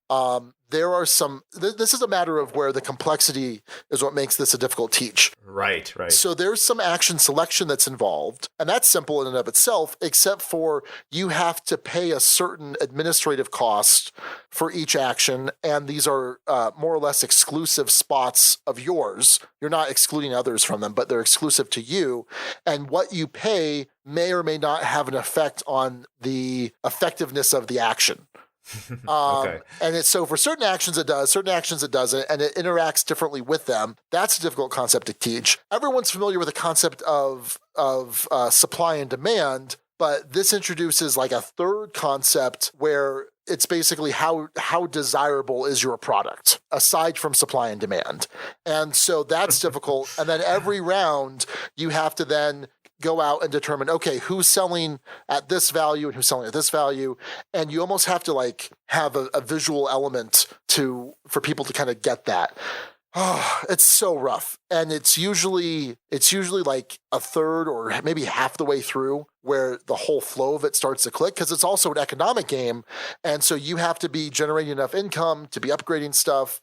It's a bear. It is a bear to teach, but it's also, if you like a more complex, heavier style economic game, it's going to be worth it. But I think that if this is where you just sort of play all the time, if you're an 18xx gamer, this is almost light to you.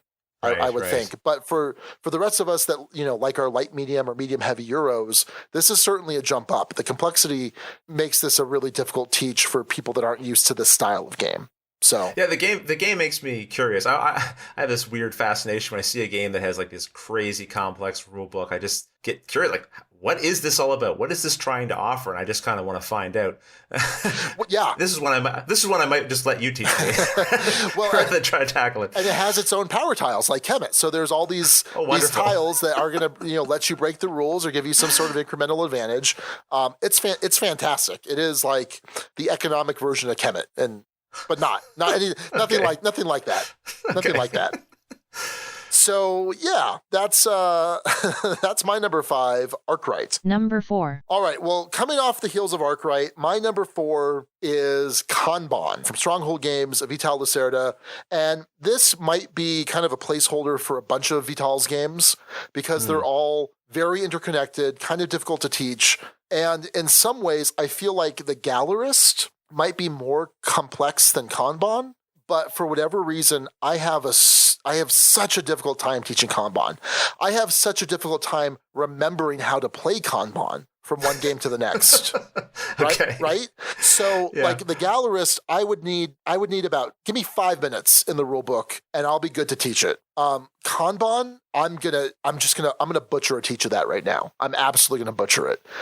It's gonna just be brutal. In fact, when we reviewed Kanban a couple of years ago, I remember teaching Alex and I just watched him die a little bit inside as each second passed. He was just like, there's more to this? You're not done? Yeah, right, I mean, it was like a 35-minute rules teach. And I mean, I feel like his tolerance for rules teaches is probably a little lower than some. It's so bad. It is so bad. When he was learning Great Western Trail, I wasn't in that game, but Right. I was there that night, and I could just see him just like throwing his hands up in the air and rolling his eyes and just getting super frustrated. Yeah, his tolerance is really low, which is why we joke that he's the Princess and the Pea, where I have to engineer the play experience. It has to be the right number of players. The temperature has to be right. The chair cushion has to feel good. And I have to have the rules need to be down really well in order for him to enjoy that first experience. But yeah, Kanban, and I don't know that I have any good tips for teaching this game. I mean, I think it's certainly the more you play it, the easier that teach is going to be. But it's the big red flag for me is just the realization that I have a difficult time even just remembering how to play from game to game. And whereas I don't, whether it's Venos or whether it's the Gallerist, I don't have that same difficulty with those. And I don't know what it is. And like I said, in some ways, it's almost it's a less complex game than those. But for some reason, there's just so many corner cases in the game, I guess, that make it difficult in my mind. I haven't played Kanban, but like I agree with you. The Gallerist, although it's got a lot going on, I feel like I could just watch my video 2 times speed or whatever, or I could crack the rulebook and flip through it, and a lot of things would come back, and I would blame that partially on maybe again, like what I said earlier, but the theme being well integrated. Like, okay, I've got to hire an artist. Right. The artist has got to paint something. Okay, I need to get a contract to sell that art. I understand the flow of the things I'm trying to do. Ultimately, there's a lot of different things you can do, but the iconography is really good in the game. It's all pretty clear. So I think all those things help kind of bring back to your memory. Oh yeah, I remember how this works because I can see these icons and they kind of remind me. And that's the thing. I think Kanban does all of that really well too. Kanban has a great integrated theme. Iconography is it's fine. It's good. Yeah. But for some reason, and maybe it's just me, but there's just some mental block that makes it so difficult to teach and just remember how to play. Okay. So well, let me tell you about my number 4, which is Tragedy Looper. Have you played this game? I have. Yeah, I played it several times. It's no longer in the collection, but yes, it's brutal. This qualified, do you think, is a difficult one to teach? Absolutely. I think what's interesting about this game is it combines like a somewhat straightforward card and token play mechanism with a rather complex set of deduction rules. Yeah. Like, I'm not sure if I'm explaining that well enough, but some people will say like the rule book for that game isn't great, but I don't know what else they could have done. I feel like they've provided you with all the different ways to come at this game to learn it. It's doing something different. Actually, in our preamble there, but what makes games hard to teach? Sometimes innovative game mechanics can be difficult to teach because it's new enough, it's different enough. You don't have something else lighter or easier, or something you're already familiar with to fall back on. And this one has no point of reference. Right. This one's very different that way. And I think what makes it complex is, this deduction style where the deduction comes from a somewhat involved series of charts. Yeah. And you really need to know how those charts work in order to interpret the clues that you're given during the game. And the game is about one person who's a kind of a mastermind and everyone else are these characters or detectives. And something bad's going to happen. Someone's going to be murdered, a death's going to occur. And as you're taking turns back and forth, eventually a death happens. Right. And everything resets. A death means sort of the players have lost. But now we time loop and you start over again. The players now realize, okay, something happened. What was it that caused this death to happen? Was it these two characters being in a room together? Was it there being 5 tokens on that location? Was it, there's a few different things that can factor in. And once you figure out what it was that potentially triggered the murder, you go to these charts and you go, okay, which one of these does this fit? Okay, it fits these 5 scenarios. Okay, so I think the Overlord is, activating one of these 5 possible things. Now we have to find the other 3 or 4 things it could go with. Anyway, like even just trying to talk about it conceptually is difficult. Yeah. I think in that game, you can explain to people somewhat easily what it is you're trying to do, right. But explaining the why and what it means is difficult. I don't know. It's a tough one. Yeah, it's a mechanically simple game to teach, but yeah, the meaningfulness of actions and the board state, it's a bear. Yeah. Yeah, it is. But I think it's another one of these games that is very unique and innovative and worth trying out if a person gets a chance. But I think you really want someone who knows the game well already, or someone who's taken the time to learn it. I don't think this is one you want to try to learn on the fly. It would be very, very challenging. Yeah, for sure. Number 3. Well, my number 3, as we move up the chart here of games that are difficult to teach relative to their weight, is Mage Knight. Oh, okay. This is one that I find it difficult to teach. Where's some things about it? I find it difficult to learn in the first place, let alone teach it. This has got the smallest of small print. This is something I didn't even think to mention in our preamble. But if you want to make a game harder to teach or even to learn, just make the print really small.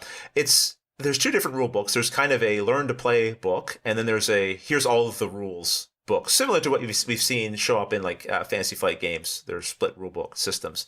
So the learn to play book is 15 pages of 3 columns of small print with minimal artwork, and the learn to walk through game is like 18. Oh, no, sorry. That's the 15 pages, like the rules reference. The learn to play, the walkthrough game is 18 pages, and it's littered with jokes in there, like things that are meant to be kind of clever as you learn, which just get in the way later when you're going back to reference. I mean, if it's already 18 pages and small print, 3 columns, I don't need space taken up with jokes. I know some people like that stuff in Vlada's games. That's what Vlada does. Yeah, exactly. He does. And I think sometimes it does kind of work. I think Galaxy Trucker can kind of work with that. But Mage Knight is such a beast in general. I don't need you trying to crack jokes at me. I'm just trying to get through this damn rulebook so I can have some fun playing the game. There's icons everywhere in the game. There's a lot of iconography to sort out and figure. And I think combat in this game is incredibly unintuitive. So just to summarize combat for you, you encounter something. You have to ask yourself, okay, can I fully kill it with range? No, I can't. Okay, then the monster attacks me. Can I fully block it? No? Okay, then damage is assigned. Okay, I can assign that damage to followers I have, or I can assign it to myself. But you assign damage based on increments of armor. It's not like, okay, you did 3 damage to me, and I have 2 armor, so I'm going to take 1 damage. Mm-hmm. That would be the intuitive way. You actually take 2 damage because you block the first 3 damage with your armor of 2. Okay. So one damage comes through and hits you. But now you have that 1 leftover point of damage that you then block again with armor. And you round up, so that means it does 1 extra damage to you. Anyway, it's weird, and that's a basic combat that doesn't cover the special cases, the keywords, a swift attack, or all these different types of monsters and things you can encounter. And Mage Knight still remains. I've played a full game of it and a half. I still think the game is fascinating and brilliant, especially if you want to play it solo or with like one other person. I think it's really a smart, clever game. The deck building. I'm sorry, I was trying to say the deck building in the game is really interesting. The mechanism of the day and the night phase, the moving across a map and having like revealing things and encountering monsters and either corrupting or working with the people. It's really got so many cool things going on. But wow, what a bear to teach. I find it difficult. My only experience with Mage Knight was hour 21 of the Extra Life 24-hour marathon this last year. That's nuts. Yeah, that's when Matthew decided, hey, I'm going to teach you Mage Knight. And at this point, I'm hurting. Matthew, come on. I'm like Matthew. falling asleep. I'm just completely out of energy. This is the 3rd year we did Extra Life, and every year it's gotten progressively more difficult. But he's like, yeah, I'll teach you Mage Knight. Don't worry, you'll pick it up real quick. And I remember a lot of what he taught me, even though I was literally nodding off during the rules teach. Sure. And I was just I felt like a zombie, and I'm like, okay, I'll do this, and I'll play this card. And then about 20 minutes into the game, I'm like, you know what? I can't do this. I'm going to go nap in my car for half an hour. So that's my only experience. I definitely want to give it a shot. I definitely want to play Star Trek Frontiers, which is the re-implementation of it. Yes, that's right. I'm curious. I'm curious to hear. Is there some streamlining with this re-implementation? I don't know.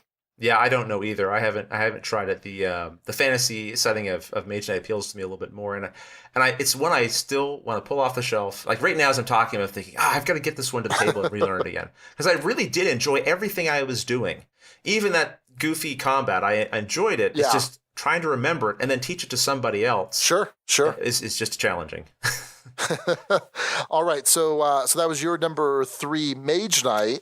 Right. My number 3, now in the guild, this one came up quite a bit. Race for the Galaxy. Yes. I love this game. This game is so good, but I purposefully avoid bringing it out because I don't want to teach it. I will typically play this on Board Game Arena against people that already know how to play, and it's not a particularly complex game, but there's just so much iconography in it that it just makes it difficult. And they give you a fantastic player rate. It's this like, I don't know, 6 by 9 inch sheet, and it has every bit of information you need on it. And it's all right there, but there's just so much of it that it can be overwhelming. And you are playing cards out to this tableau of yours. You're building worlds, building developments, and just the understanding of how you have to pay for those. And then not only do you have to, pay for those by discarding, but now I have to build some kind of engine to draw cards. And a lot of times you'll see people just constantly taking the draw card action because they don't have a good way of understanding, a more efficient way to get cards into hand. And so you try and teach that strategy component. Well, here's how you can get cards. Okay, but before you do this, you have to do this. Well, but before you do that, you have to do this. And it's just so brutal. I've taught this, I don't know, probably a half dozen times, and either it clicks for some people or it doesn't. It's so difficult to teach. I think I remember hearing, might have been Tom Vassell mentioned this is one of the games, like on his top 10 list of games that I never want to play with new players again. Yeah. Like, I love the game. I want to play it. I just don't want to play with new players. Right. And that's not a snobbish thing. It's just kind of like what you explained. It's such a bear that eventually you get fatigued from teaching it. Right. I think it's like, absolutely. I'm ready to just sit down and play this now and not have to teach someone and bring them up to speed. Well, and it's also, speaking of speed, it's a speed issue too, right? If I sit down and I play this with someone who knows how to play it, we can play a game in like 10 minutes, maybe 15. Right. But otherwise, as I'm teaching it and trying to, explain how things work, becomes an hour-long game. And that's a very different experience. So that's definitely something to keep in mind.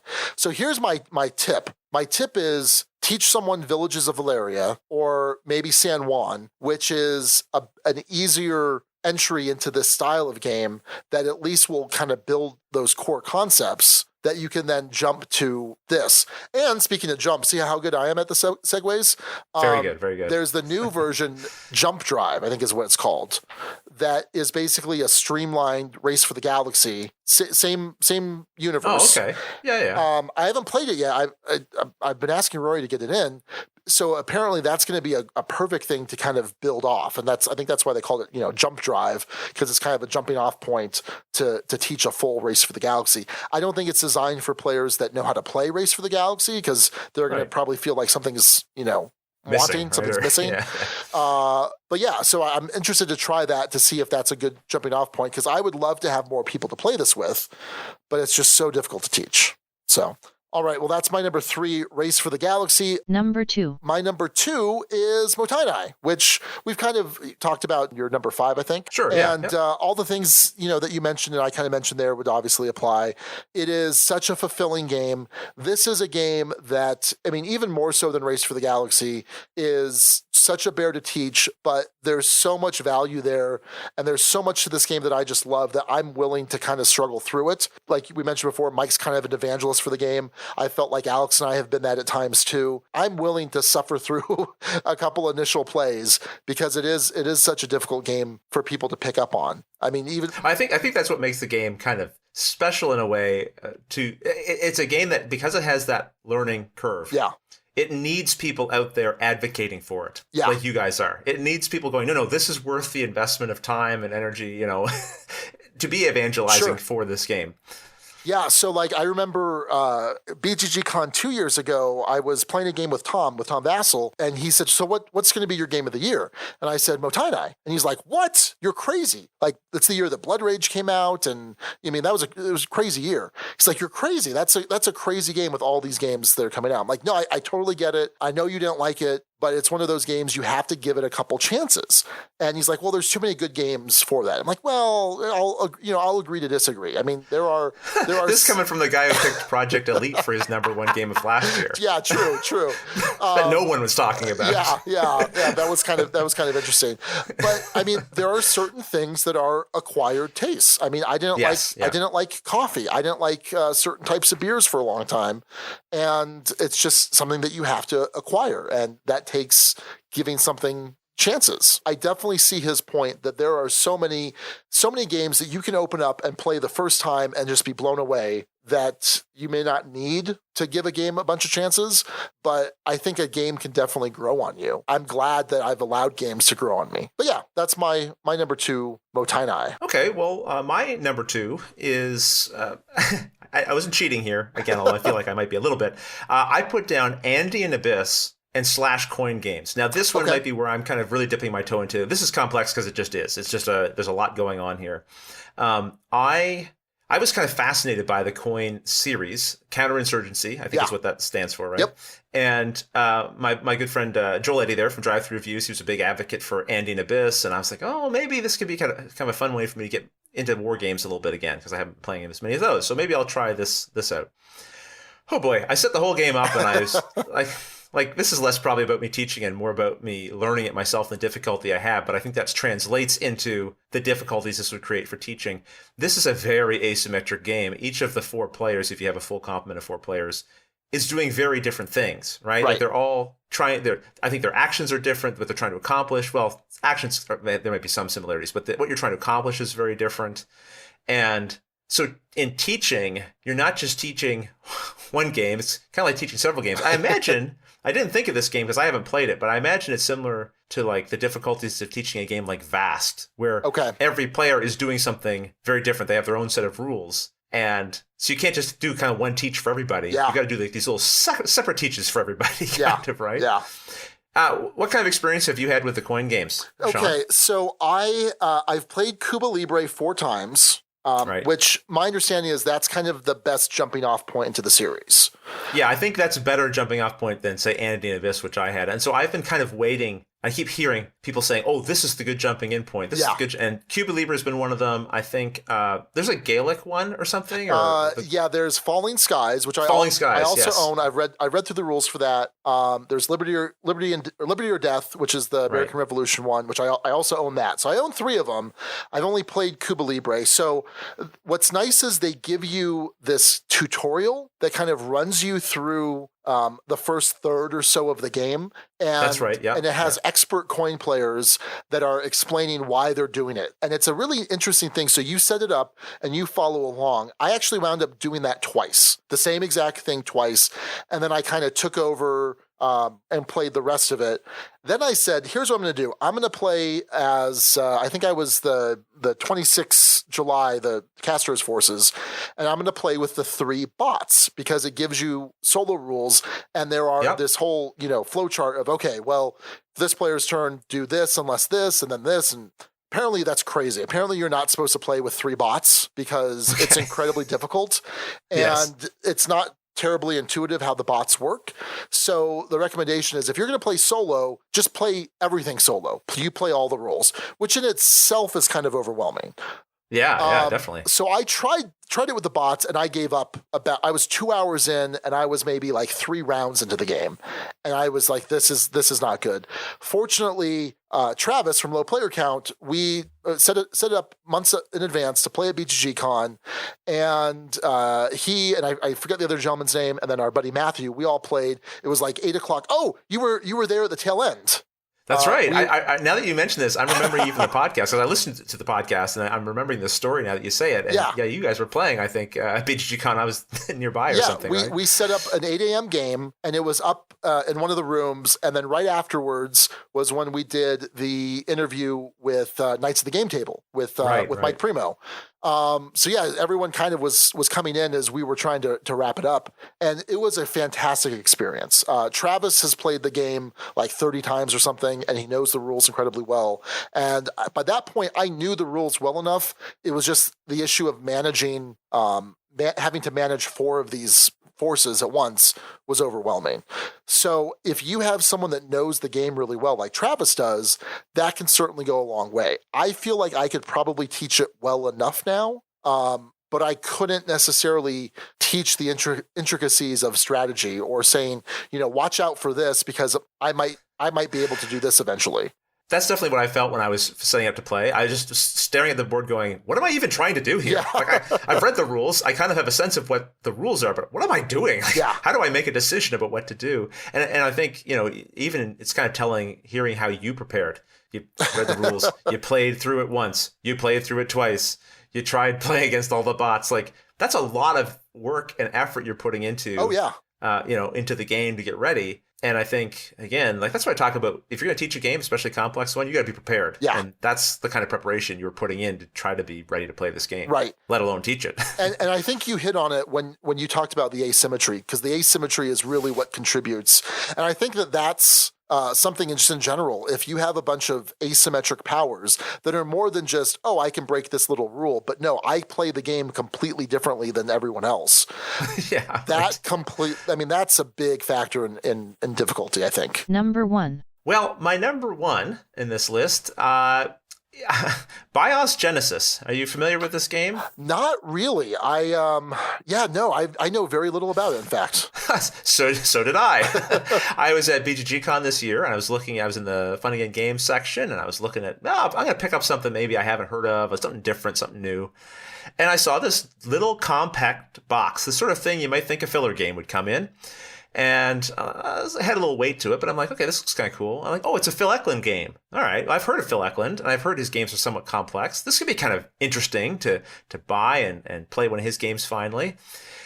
And I asked, the guy there, like, which one would you recommend of his games here that I pick up? And he said, well, this one's limited print run, so this might be the one to kind of get because it might be a little harder to find later. What I was really asking, though, was like, what's the best one for me to get as someone who's never played one of his games? And so to start with, that's definitely not what I picked up here, I don't think. I opened up the box, and it was packed full of junk. Like, it's so much stuff was in there. This game has a lot going on. Again, rulebook with super small print. And Phil Eklund is literally a rocket engineer. Yeah. he specializes in, like, simulation. Like, his game designs specialize in simulations that, attempt to very comprehensively address all the aspects of a subject, in his words, in unprecedented detail. Sure. Okay. So, he says, these kind of games, they take longer than your standard Euro games, and they require, again, something he said, a higher intelligence. That kind of phrasing could sound a little hoity-toity, but I don't disagree. Like, this is a very complex rule set. And another quote I pulled from him, he said, I've always been fascinated by the rules that run the world. And the first step to discovering such rules is believing they exist. So he takes a look at, like, why do things function the way they do in our real world? What are the rules that govern them? And then he tries to turn that into, like, a game system. The problem that I see with BIOS is that when I was reading the rulebook, I wasn't quite sure that the rules for the game actually existed, let alone the rules for the real-life application. I had a book that had pages and words written on them, but I don't know what I was reading there. The rules were presented kind of factually without tying them together, like X does Y, Y does Z, A and B makes C. It was like that kind of presentation, and I was having a very difficult time figuring out, but how does all of this work together? And the game now has a living rulebook online, which is 30 or 6 plus pages. It's full of red ink, and adjustments and changes and all the rest of it. And so I can't imagine how. I have to think it'd be very difficult to teach this game. There is a video online I know that someone's created where they attempt to teach the game. But given that the living rulebook is adjusting and changing all the time, it seems like I'm not even sure if what was in that original print run is really what will end up being the final way you play this particular game. So all of that, I think, makes the game more difficult to teach. I feel like if I was going to make this very perhaps unfair judgment of Phil Eklund, it's someone who's designed a game but isn't really concerned about whether or not anyone else is going to be able to play it. Okay. Do you know what I mean? Like a designer who's got this really cool idea for, like, I want to realize this idea in a game. You're kind of on your own trying to figure out how to play it. Sure. I'm gonna put some words in a book, but I'm not going to try to make this so that you can really easily understand what I'm getting at here. You're going to have to really burn some hours trying to figure out what I'm trying to get at here. Sure. So actually over in the guild, in response to this topic, Alex Singh had said, so basically you're going to do the top 6 Phil Eklund games. Okay, so I'm glad to hear that, because in a way I'm sure you have several listeners who are big Phil Eklund fans. Oh yeah. Who I don't want to be upsetting them with kind of my first grazing of his kind of games and then making all these kind of declarative conclusions about how I feel he's presenting his games. Hopefully people know where I'm coming from. Just as someone who was not expecting it, right. I think it is particularly kind of shocked me. Well, 2 nights ago, I got in a copy of PAX Renaissance, another Phil Eklund game, and I was very excited for this because I've really wanted to play one of his games for a while. I opened it up to take a look at the cards, and I opened the rule book, and I just quickly closed the box. I'm like, I do not have the brain power to even skim the rule book right now. Like, it's just not going to happen. I'm going to need to set aside like at least an hour, set this game up, play through a couple practice hands, and I do not have that in me right now.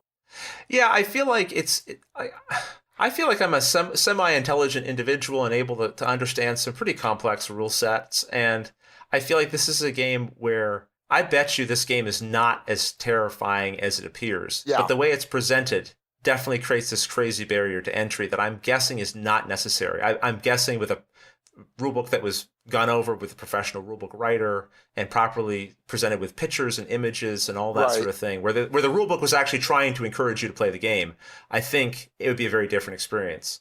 Right. Yeah, I think there's a lot of these smaller companies, these indie publishers, because like I think Sierra Madre probably qualifies as more of an indie publisher that don't do a lot of development that's not in-house, that don't, that is helpful. It's really helpful. And I think, it's probably obviously an extra cost, but if that makes your game more accessible, then that's going to increase sales and make people more interested. I mean, increase the size of your audience, I think. Sure. It's going to prevent like me from being on a microphone saying this game looks like a bear to learn, right? Like, which, I'm sure like what I'm saying here maybe turn some people off of even trying out that game because of it. And I think that's why it matters. I think you have to consider it's not just enough to put the game out there. You have to at least make some effort to make the game accessible so that people can play it, enjoy it, and then tell other people how enjoyable it was to learn or teach it or whatever. Because even there's lots of complex games I think we would all recommend because the complexity is not the barrier to entry that the complexity in this game is presenting itself as. Yeah,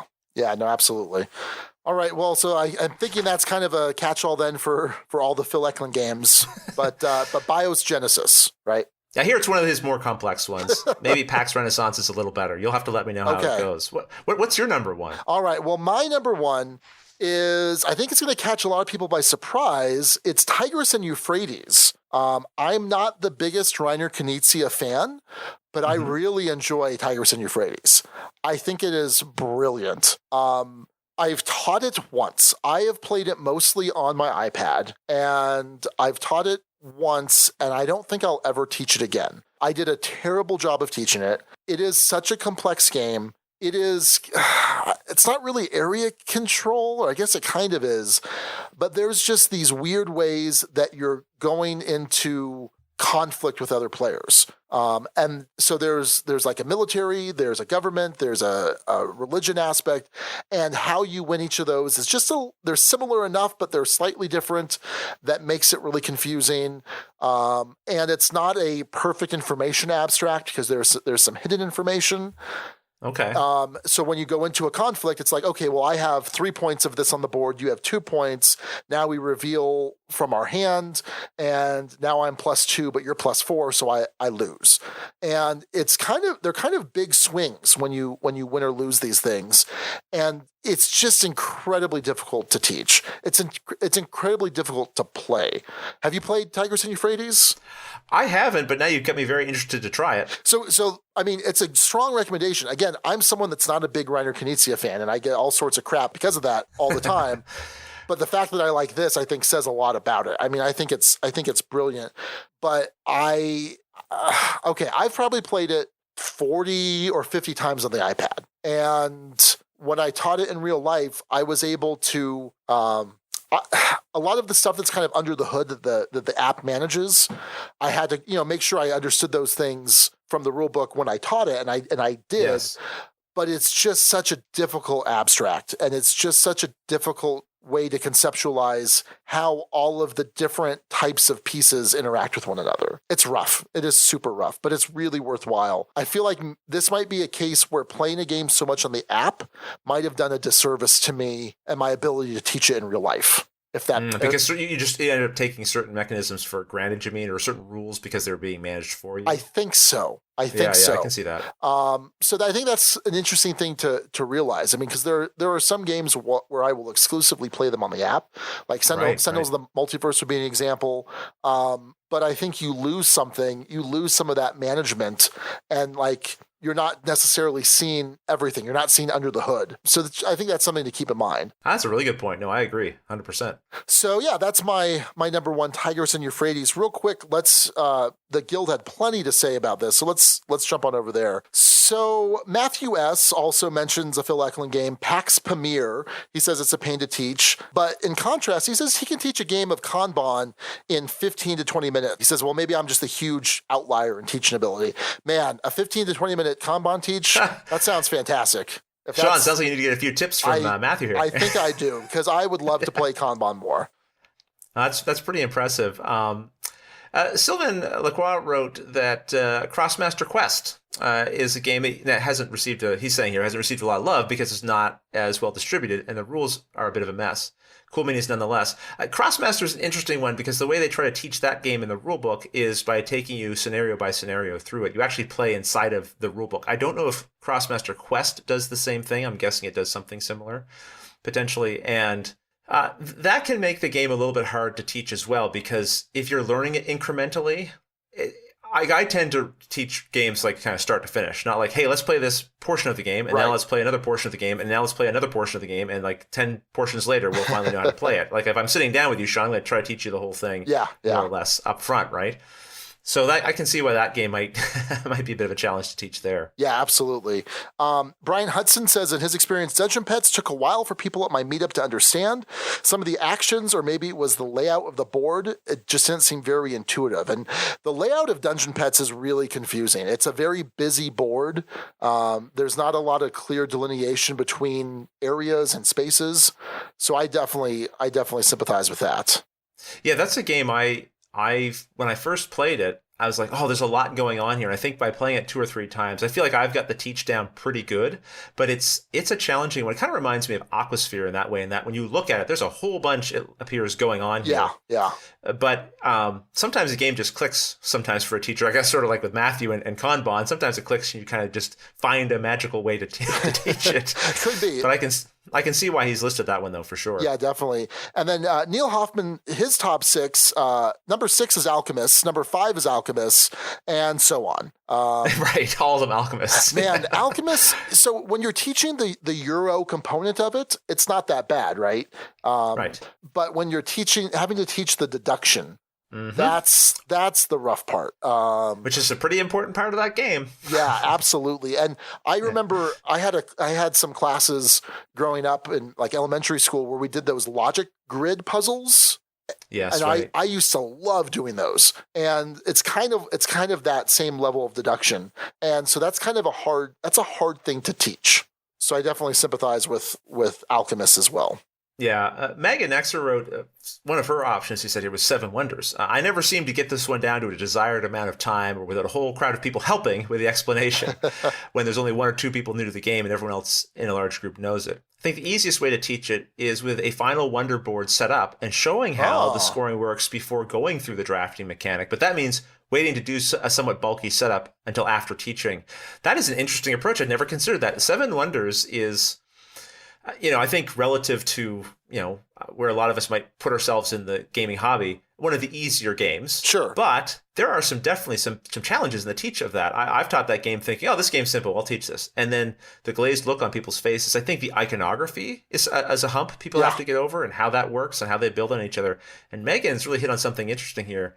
If you could show the final board and go, this is how we're going to score it, it shows people where they're going to. Sure. So it might help them as they're building up to that. So I think the big hurdles, because especially this is something that you're often are teaching newer gamers. Right. The big hurdles are the resource production, the fact that it's like a renewable resource you can use every round.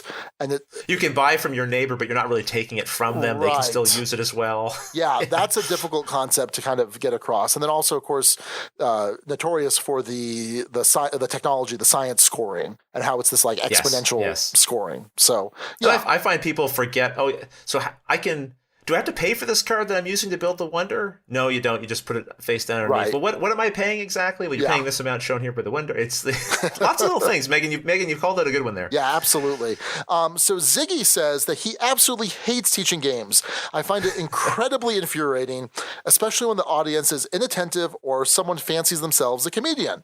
And especially when that person then accuses me of not explaining the rules. Rules teaching is the only time in my life where I had wanted to be violent with someone. And I know that when I'm being taught a game, I might be that comedian sometimes, and it's a very fine line between being entertaining and being annoying. So it's so easy to derail people, and when you're the teacher and you feel like you've just got this thinnest of grasps on people's attention.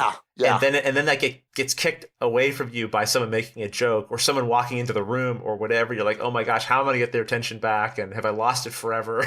And at the same time, all these people are going to blame me if things go wrong. Listen, Ziggy, you're not alone. No, teaching games is not an enviable prospect. Certainly not. And he mentions a lot of the games that we mentioned, but he also mentioned Game of Thrones, the second edition board game. There is so many things you have to teach, and because it is such a cutthroat, stab everyone in the back type of game. Right. As the rules teacher, if you miss something, there is going to be so much vitriol just aimed your way. Yes. Because, you didn't teach me that. That happens in any game, but more so in this style of game. Because this is kind of an evolution from diplomacy, right? And absolutely, Sean. You're right. This kind of game, like you said, if someone doesn't have a full grasp of it and then discovers later, I could have been doing this, or that was an option, or that my opponent can do that to me. Yeah.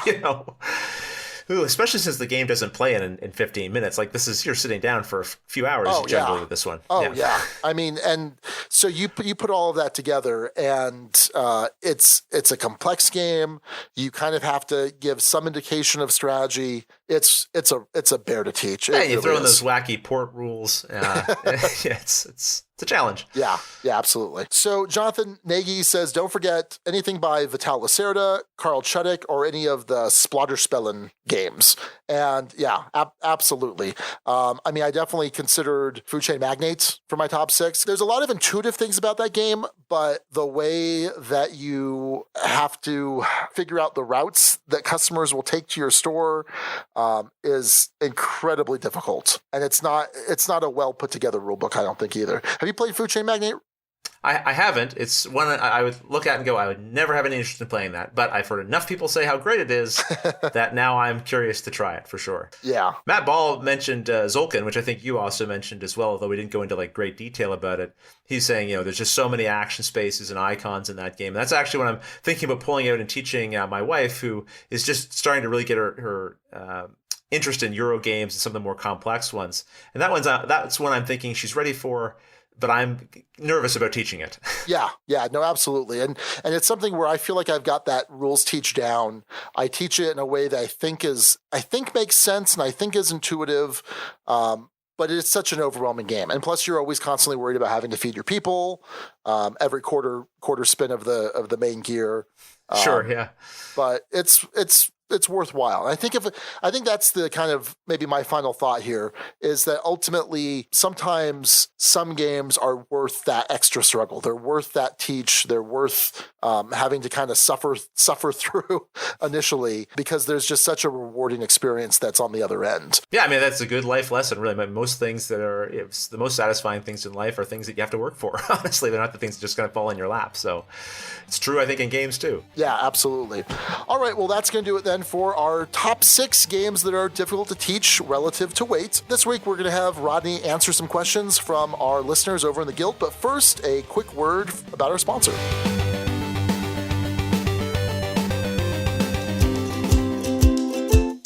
One of the favorite favorite Kickstarter fulfillments I ever received was Orleans Deluxe from Tasty Minstrel Games. And now, Tasty Minstrel has a brand new Orleans expansion called Orleans Invasion. This is the first large expansion for this award-winning game, and there are 6 scenarios inside, some new buildings, and several new event cards. What's really nice about these expansions is that they're modular, so you can kind of pick and choose what kind of experience you want to add. So for example, the Prosperity expansion adds some new buildings and introduces the Carpenter, a new craftsperson. In the Invasion scenario, players have to work cooperatively in order to fend off an invasion and fulfill some personal goals to win. The Duel is a scenario for 2 players in which both opponents have to compete for 4 different objectives to win. In addition, there's 3 solo challenges: the Dignitary, Capital Vierzon, and Traveling Salesman. So lots of stuff in this expansion. I can't wait to dig into all of these because this is a fantastic game and this is a fantastic expansion. So check out Orleans Invasion at your local friendly game store or your favorite online retailer. And for all of Tasty Minstrel's other fantastic games, go to playtmg.com. All right, so Rodney, I think a lot of times when you come on podcasts, people are always interested in your tips for teaching rules, right?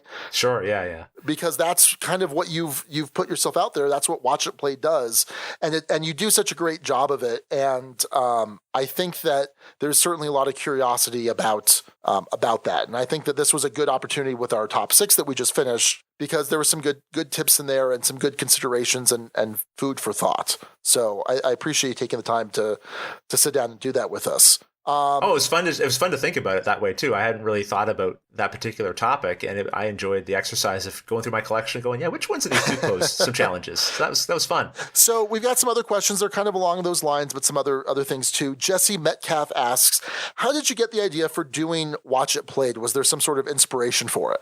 Well, Jesse, thanks for the question. I had been listening to a lot of board game media content back in 2000 and whatever it was, 11, I guess, or just prior to 2011, and I was thinking I wanted to do something as well. I felt like I needed to have a creative outlet for this. I always enjoyed creating videos kind of as a side thing, as an amateur, and I would sometimes find ways to sneak it into my professional work, but really kind of as a side thing. And I thought, here's a way I can actually do something with that experience I have in this hobby I really enjoy. And I think part of my inspiration probably was just that there were people doing this sort of thing for other types of medium, like video games in particular, but not for board games. Like you could sit and watch someone play a video game, but you couldn't really sit and watch someone play a board game. This was before, for example, tabletop didn't exist at the time, right. Which Will Wheaton has made quite popular, right? So I felt like, I have a new idea. I have something that's kind of unique to contribute maybe. And I also loved teaching games. I loved kind of being an evangelist for a game, and usually someone has to teach the game. So that was kind of me. I've always had a fascination since I was young with, how can this game have an 80-page rule book? What kind of experience is this creating, And so I've always loved kind of unpacking a rule book and figuring out how all these components work together to create the fun that supposedly is in there. Sure. So I felt like, okay, I can play games, I can teach games, I can do this as part of video content. And I also lived in a small area on the east coast of Canada, and there wasn't like a big, vibrant gaming community. So this was another way for me to connect myself to this larger gaming community that I wanted desperately to be a part of, because listening to all this podcast content and watching other people's videos, I'm like, there's lots of other people who are into this hobby. I'm not connected to them in any way, and I want to somehow, and this was a way for me to do that. So that was kind of, my inspiration was seeing other people create this kind of content and seeing if I could come up with something to contribute to it as well. Travis Merkel, he says, "You're positively inspirational. How do you stay so positive all the time?" Well, I mean, one of the things that helps, I imagine, is, well, thank you, Travis. I'm glad that that my presentation is a positive one. I certainly hope it to be. I think gaming is a lot of fun, and I want people, when they come to our channel to watch, I hope that they're feeling like they're sitting down to a table with somebody who's excited to be sharing board gaming with them, right? And I certainly feel that. I think it's because I do really love this hobby. I do really love board games, and I love spending my time playing them, and I love sharing that content with other people. So ultimately, although the content is, I would say it's a fair amount of work, I'm always very satisfied that I get to do this all the time, and I've been able to do it full time now, because I have people who support the show through fundraisers and things like that. So although, and I've said this before, although when I'm staring down the barrel of like 13 hours of shooting an instructional video, it's not like I'm like clicking my heels together and excited about that, right? Right. But I know at the end of that 13 hours, I'm going to be very satisfied with how I spent my time. Like I'm going to feel very good about what I've created. And so that I think kind of fuels that positivity that hopefully you're seeing on screen. Yeah, I think that there's a certain amount of infectiousness that has. Like I think that comes across with you and Tom, and I think that whenever I see a video reviewer that's just kind of they're presenting their thoughts, but there's not a lot. You can't get a sense of excitement or enthusiasm for something. It's not as appealing. So I think that's a big an extra benefit, and that lends itself to success too. I think. I think it helps that I'm really doing exactly what I want to be doing in the format. Like for example, I don't want to review games. Right. That's not a space I'm comfortable in. And so I don't feel like, I need to do this kind of content or that kind of content, because if I don't, then I won't be successful. So I'm never creating content I don't want to be creating. Right. So that really helps me as well. I think if I was ever, I don't know, even just in the games, I only choose games I want to feature. Yeah. I often partner with publishers, but I won't partner with a publisher if it's a game I don't want to do. Right. So if I was covering games I didn't really like on some level, I would be miserable. I mean, the hours of just recording content and then the years of answering people's questions about that content, like I would have thrown myself out a window a long time ago. I think I was trying to do that, and I wasn't truly doing things I wanted to do. Well, and it's kind of, I mean, along that same line, there's a lot of complaints I hear from people about reviewers, and I know that's not quite your vein, but they're like, oh well, their reviews are always positive. They always like the games. There should be negative reviews too.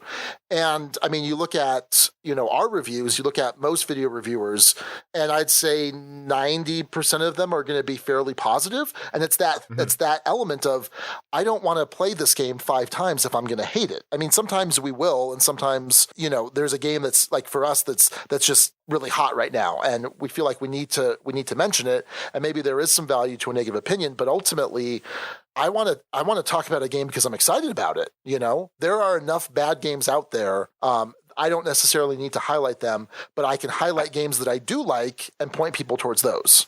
Yeah, I'm with you, Sean, and there's some part of my brain that conceptually can understand why people say there should be more negative reviews or whatever, but I don't need to eat bad meat to know what good meat tastes like. Sure. Do you know what I mean? Yeah. I don't have to have sour milk to know what I like about good milk.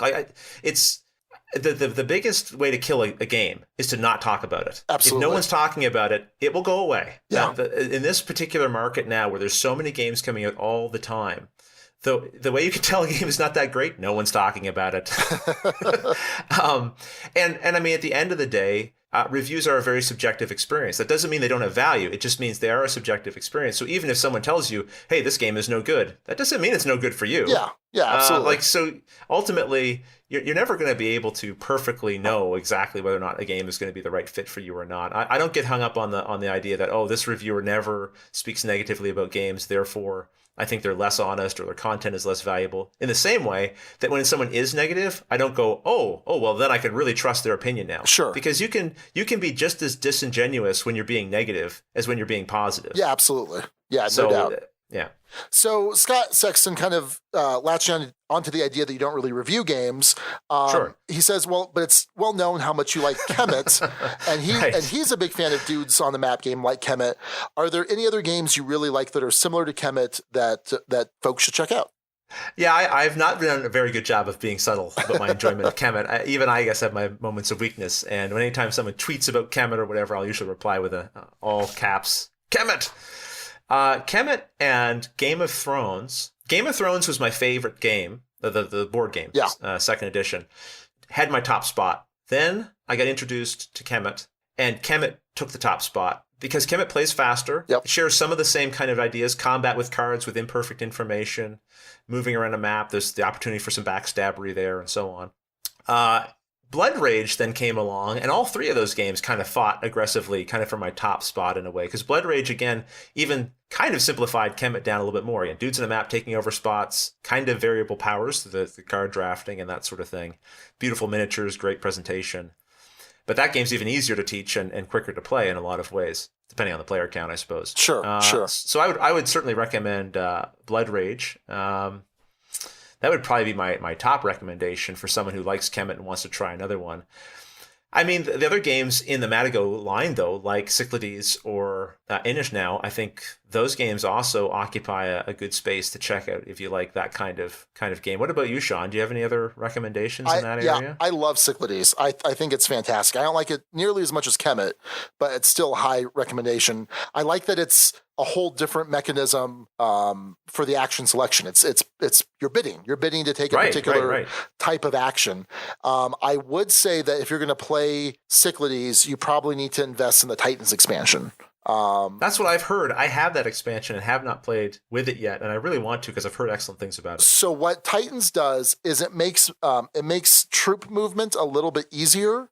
Mm-hmm. And that loosens up some of the tightness of the game a bit, which I think is needed, and it also manages to get rid of some of the tug of war, because the great thing about Kemet is you're reaching a conclusion because someone's going to be getting permanent points.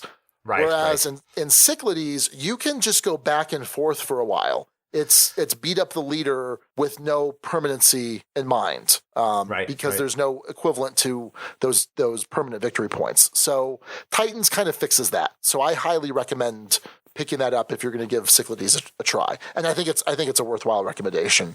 Blood Rage, I really enjoyed it when it first came out. We're going to be doing our double take on it soon, and it's maybe gone down a little bit in my mind. Recently, I haven't played it recently, but yeah, I've certainly enjoyed all my plays of it. I think I gave it a 5 out of 6. I think it'll probably stay there. But I might not be as excited about it as I was. That doesn't mean that I'm not going to go crazy back in Rising Sun, though. So sure. Well, speaking of which, another game coming from Simon is a Godfather game, and I did have a chance to play a prototype of that. And I think that one's going to fit in this sort of realm as well. Okay. Dudes on the map kind of game that I think is really cool. Okay. Yeah, I'm excited to definitely try that. So Jeff Epner, who actually puts together all of the show notes that you're looking at, so just another shout out, big thanks to Jeff. He talks about Vast the Crystal Caverns, wants to know if you're going to be doing a video for that. And apparently there's something between you and Patrick on BGG. Did I miss this, or is this something we can talk about?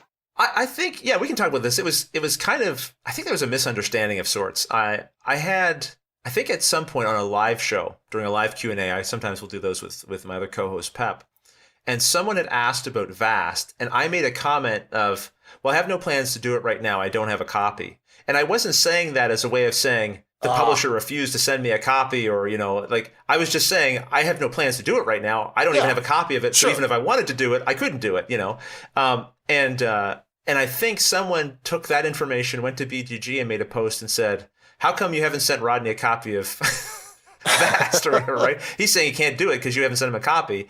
And so then I think Patrick was kind of like, well, why am I in trouble for not sending this Watch It Played guy a copy of my game? And so, yeah, I bounced over. I saw the BGG thread and I just kind of replied and clarified. No, I wasn't saying someone had refused to send it to me. I haven't asked for it. I wasn't looking to cover it. I just can't physically cover it because I don't even have it to even know if I want it to cover it. You know what I mean? Gotcha. So anyway, I'm the kind of person too. I don't ask for a lot of games. I'm not, because it's different. What I'm doing is a little different than say like review content. I have to be pretty precise because I can only feature about 30 to 40 games a year. Oh, that's all. Yeah, that's nothing. That's well, it helps that I'm doing it full time. If I wasn't, that number would be a lot less, right? But the amount of time it takes to learn and prep and script and all that kind of stuff. So I have to limit. So I don't really like setting false expectations with publishers either. Like, hey, you send me the game and then suddenly it's going to end up on the show. Sure. No, it's kind of like a sunk cost. I might decide it's not a good fit, or it's one I don't want to spend a week working on, But Vast is one I'm curious about. I still haven't played it, though, so I still don't know if it's a game that I would think would be a good fit for me. But certainly from what I've heard, it seems like the kind of game that could benefit from some kind of tutorial video, maybe to help with all the different asynchronous roles that you can take on. Yeah, I backed the second edition, so I haven't played it yet myself, but that's supposed to be coming out the next couple months, I think. Yeah, and so Patrick had said, hey, if you're interested, I'm sure I would be interested as well. So I don't know, I don't know exactly when the second edition releases. I don't know exactly where my schedule will be at, but it's certainly a game I have an interest in, a curiosity about at the very least. Matt Ball asks, what's your favorite gaming moment? That's tough. I'm gonna cheat a little bit and then I'll try to be a little more precise. But I mean, my favorite gaming moments are almost always when I'm sitting down with people who I would say are not gamers, quote unquote, people who are who aren't really playing board games on any kind of regular basis outside of like Monopoly and Scrabble that they grew up with. And so they're coming over and they know maybe I'm into games, so they know we're going to play a game, but they don't really know what that means exactly. Sure. And they're kind of expecting a Monopoly or something like that. And so I'll spend the day stressing out. I'll pull every party game I have off the shelf or every gateway game, and I'll just like, what's the right one? What's the right going to be the awesome fit that's going to like win them over to the hobby, or at least make them go, okay, this was fun. And my best experiences are when things just work out marvelously. I had a recent gathering with some friends and we played a game called the Metagame, and it was just a perfect fit and everyone had a great time. And those are my favorite moments. It's not that I won the game or whatever. It's that these people who are not really aware of what the hobby's all about walked away going like, that was really cool. Like, oh, these are what you make videos about? This is really fun. Like that to me is really exciting. I mean, in terms of like particular gaming moments, I find they come and go out of my memory so quickly, I don't hold on to them. Like I think when I was sharing that story with you earlier about Clank when we played, and it's just going around the table, around and around. Sure. This one guy should have been busted long ago, and he somehow hangs on there and survives, and we're all just yelling we're pulling our hair out. Like, I can't believe this is happening. Those moments are just, I think, it doesn't, in some way, like suddenly the mechanics of the game or whatever just kind of fall away. And it's this crazy moment you're having that becomes so memorable. Oh, absolutely. With these people that you like being around. Yeah, absolutely. All right, well, let's wrap it up with this last question from BJ from Board Game Gumbo. He asks, what's your favorite dessert? Moon pies or potato scones? What the heck is a potato scone? I have no idea what that is. I'm not really sure. Oh, okay. I'm imagining it's like some kind of like flattened potato pastry kind of thing. I assumed you would. This is some like Canadian thing. It sounds like it might be. I mean, potatoes are a big deal here on Prince Edward Island where I live. It's kind of like our major export of potatoes. But moon pies is also like, that's the American thing. We have wagon wheels in Canada. It's the equivalent of a moon pie. I would say I wouldn't pick between either of those two. If I was going to Canadianify that, I would say like wagon wheels or beaver tails. Beaver tails are like a fried dough and then like sprinkled with cinnamon kind of thing. But if I'm being honest, like my favorite Canadian dessert would be a Nanaimo bar. Do you guys have those? Does that mean anything? Say that again? Nanaimo bar. No. No, okay. So this is like a dessert or like something you might have, not just at Christmas, but that's often when like my mom would make these Nanaimo bar things. There's a bunch of different kinds of recipes for them, but the traditional one is like it's a bar. It consists of like a coconut, chocolate, graham cracker, crumb base. And then in the middle is like an icing, sugar, vanilla custard type thing. And then like semi-sweet chocolate on top. So it's like a triple layered square. And they are delicious. And that would be my pick of dessert. So if you're not familiar with it, do a little Google, find a recipe, try one out. I would just stick with like the traditional thing and give it a shot. I think you'll be hooked. Nanaimo bars. Let me tell you what. I'll spell it. It's a tough one. Nanaimo. I think it's named after the town where the recipe was first became popular, which is in British Columbia on the west coast of Canada. There you go. That's my favorite dessert. So real quick, I looked up potato scones because I was just consumed by this now because I'm like, well, good. I'm curious too. Yeah. Okay, so here's the recipe. Here's how you make it. This is from BBC Good Food. You mash the potatoes, add salt and butter and flour to make a stiff mixture. Turn out onto a floured surface. Knead lightly and roll out to a thickness of 1 centimeter. That's a half inch for those of us here in the States. Sure. And then cut into triangles and cook on a hot greased griddle for 4 to 5 minutes on each side. Serve hot. So that sounds like hash browns, kind of. Yeah, it does, doesn't it? Pretty straightforward recipe. Yeah. All right. So Well, that was our cooking segment. But the Nanaimo bars, I'll have to. I'm looking at a picture of it now. It looks really good. I'm a fan of a lemon meringue pie as well. I'll just throw that out there. A Mile High lemon meringue pie. When I was a kid, there was this place that served Mile High lemon meringue pie, and like the top of it was just like, it was a mile high. It was huge. And I've had these since then, and I don't know if it's the economy or what, but now they like make these little tiny little peaks on them, and it's like, it doesn't feel large. Or maybe it's because I was so small and young. It just seemed like a bigger piece of pie. But there's my favorite kind of pie. Okay, I like pecan pie. All right. There you go. We'll leave it at that. Sure. All right. Well, before we wrap up the episode, as always, we need to let you know about the runners-up in the naming contest for this episode. So the rest of the top 6, Steve O'Rourke, the name father, he brought us Stand and Pick Up and Deliver, which is kind of wordy, but so Stand and Deliver is that Edward James Olmos movie about teaching, so that makes sense. And of course, Pick Up and Deliver is a popular mechanic. That was well done. Mike Risley had written Teaching Timbits. Do you know what a Timbit is, Sean? I don't know. Okay, well, probably your audience doesn't either, or some of them don't. A popular coffee chain here in Canada is Tim Hortons. I think there might be a few that have bled into the U.S., but they offer Timbits are a type of little mini donut. They're like a round donut. It's like the donut hole. Okay. You know what I mean? It's like a little punch. So Timbits. So teaching Timbits, little tidbits of information, maybe. Well, that makes sense. I have had Tim Hortons before because I've been to Canada a couple times, and delicious donuts and good coffee. Really good coffee. Yeah, there you go. All right, Travis Merkel in Rod We Trust. Pretty pretty clever. And it was enough for a chuckle, so it made the top 6. Absolutely. I mean, I do make my mistakes on occasion. I do try to correct them in the videos, but I try to be trustworthy. Baker Mitchell had Mr. Smith Goes to Albuquerque. Yeah. Play on Mr. Smith Goes to Washington. So that's right. That's pretty good too. And then finally, Jeff Epner with tearing it up with Rodney. So we're here having a good time with Rodney, tearing it up, but that could apply to certain rule books too. Sure, the ones that are hard to teach, you might want to tear them up. Exactly. Yeah. All right. Well, listen, Rodney, I just want to give you a big thanks. This might go down as our longest recording, but it didn't feel long. And hopefully, I don't think it's going to feel long to anyone out there listening. I think it was a lot of fun and some good info. So thanks for taking the time. I really do appreciate it. Oh, absolutely. Time flew by for me. Hopefully it does for your listeners as well. It was great to be able to join you and talk with all your people here about games and some of these ones that are a little bit hard to teach sometimes. So I'm sure hopefully everyone kind of felt like, yeah, I've experienced that too. Yeah. There's other people like us who've done that. So if people want to interact with you or get a hold of you, what's the best way to do that? Yeah, so if you want to find our YouTube content, then go to youtube.com/watchitplayed.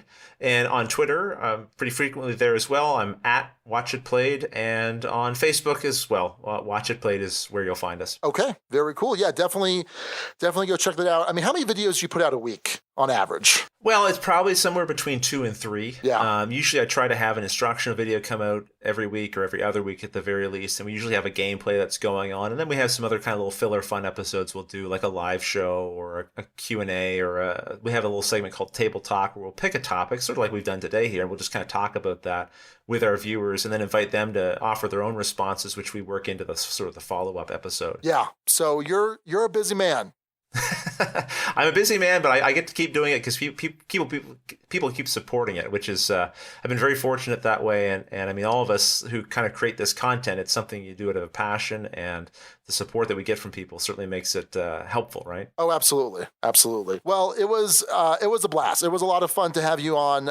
I know we've kind of met and interacted and hung out a bit at some of the cons, but I think this was really the most that we've gotten to sit down and chat. So I really appreciate it. I thought it was a lot of fun. Yeah, me too. Very selfishly, I kind of enjoyed that I get to have your attention here for a couple of hours. It's been fun to chat. I look forward to more of it at conventions as well. Yeah, absolutely. And let's play some Star Wars Destiny. And let's trade. Sounds good. Let's do it. I'll get my boxes in soon, hopefully, and I'll have a bunch of trade fodder. So absolutely. Talk to me first. Don't talk to any of those other guys. Talk to me first. Don't talk to Suze. Talk to me. Yeah. No, okay. That's fine. I won't mention that to her. That's fine. All right. That's fine. Good. All right. Well, that's going to do it then for episode 130, Smith and Lessons. Thanks again to Neil Hoffman for that awesome title. That worked out perfectly. Loved it, Neil. Yeah. Well, until next time, this is Sean. And this is Rodney. And is there a Canadian version of Hail Hydra that would work? Thanks for watching. So sorry. Please, after you. Okay. Hail Hydra. Sounds good. Thank you so much for listening to the Dukes of Dice. Today's episode was recorded in the Duchy and in the Ducal Embassy on Prince Edward Island, Canada on February 11th, 2017.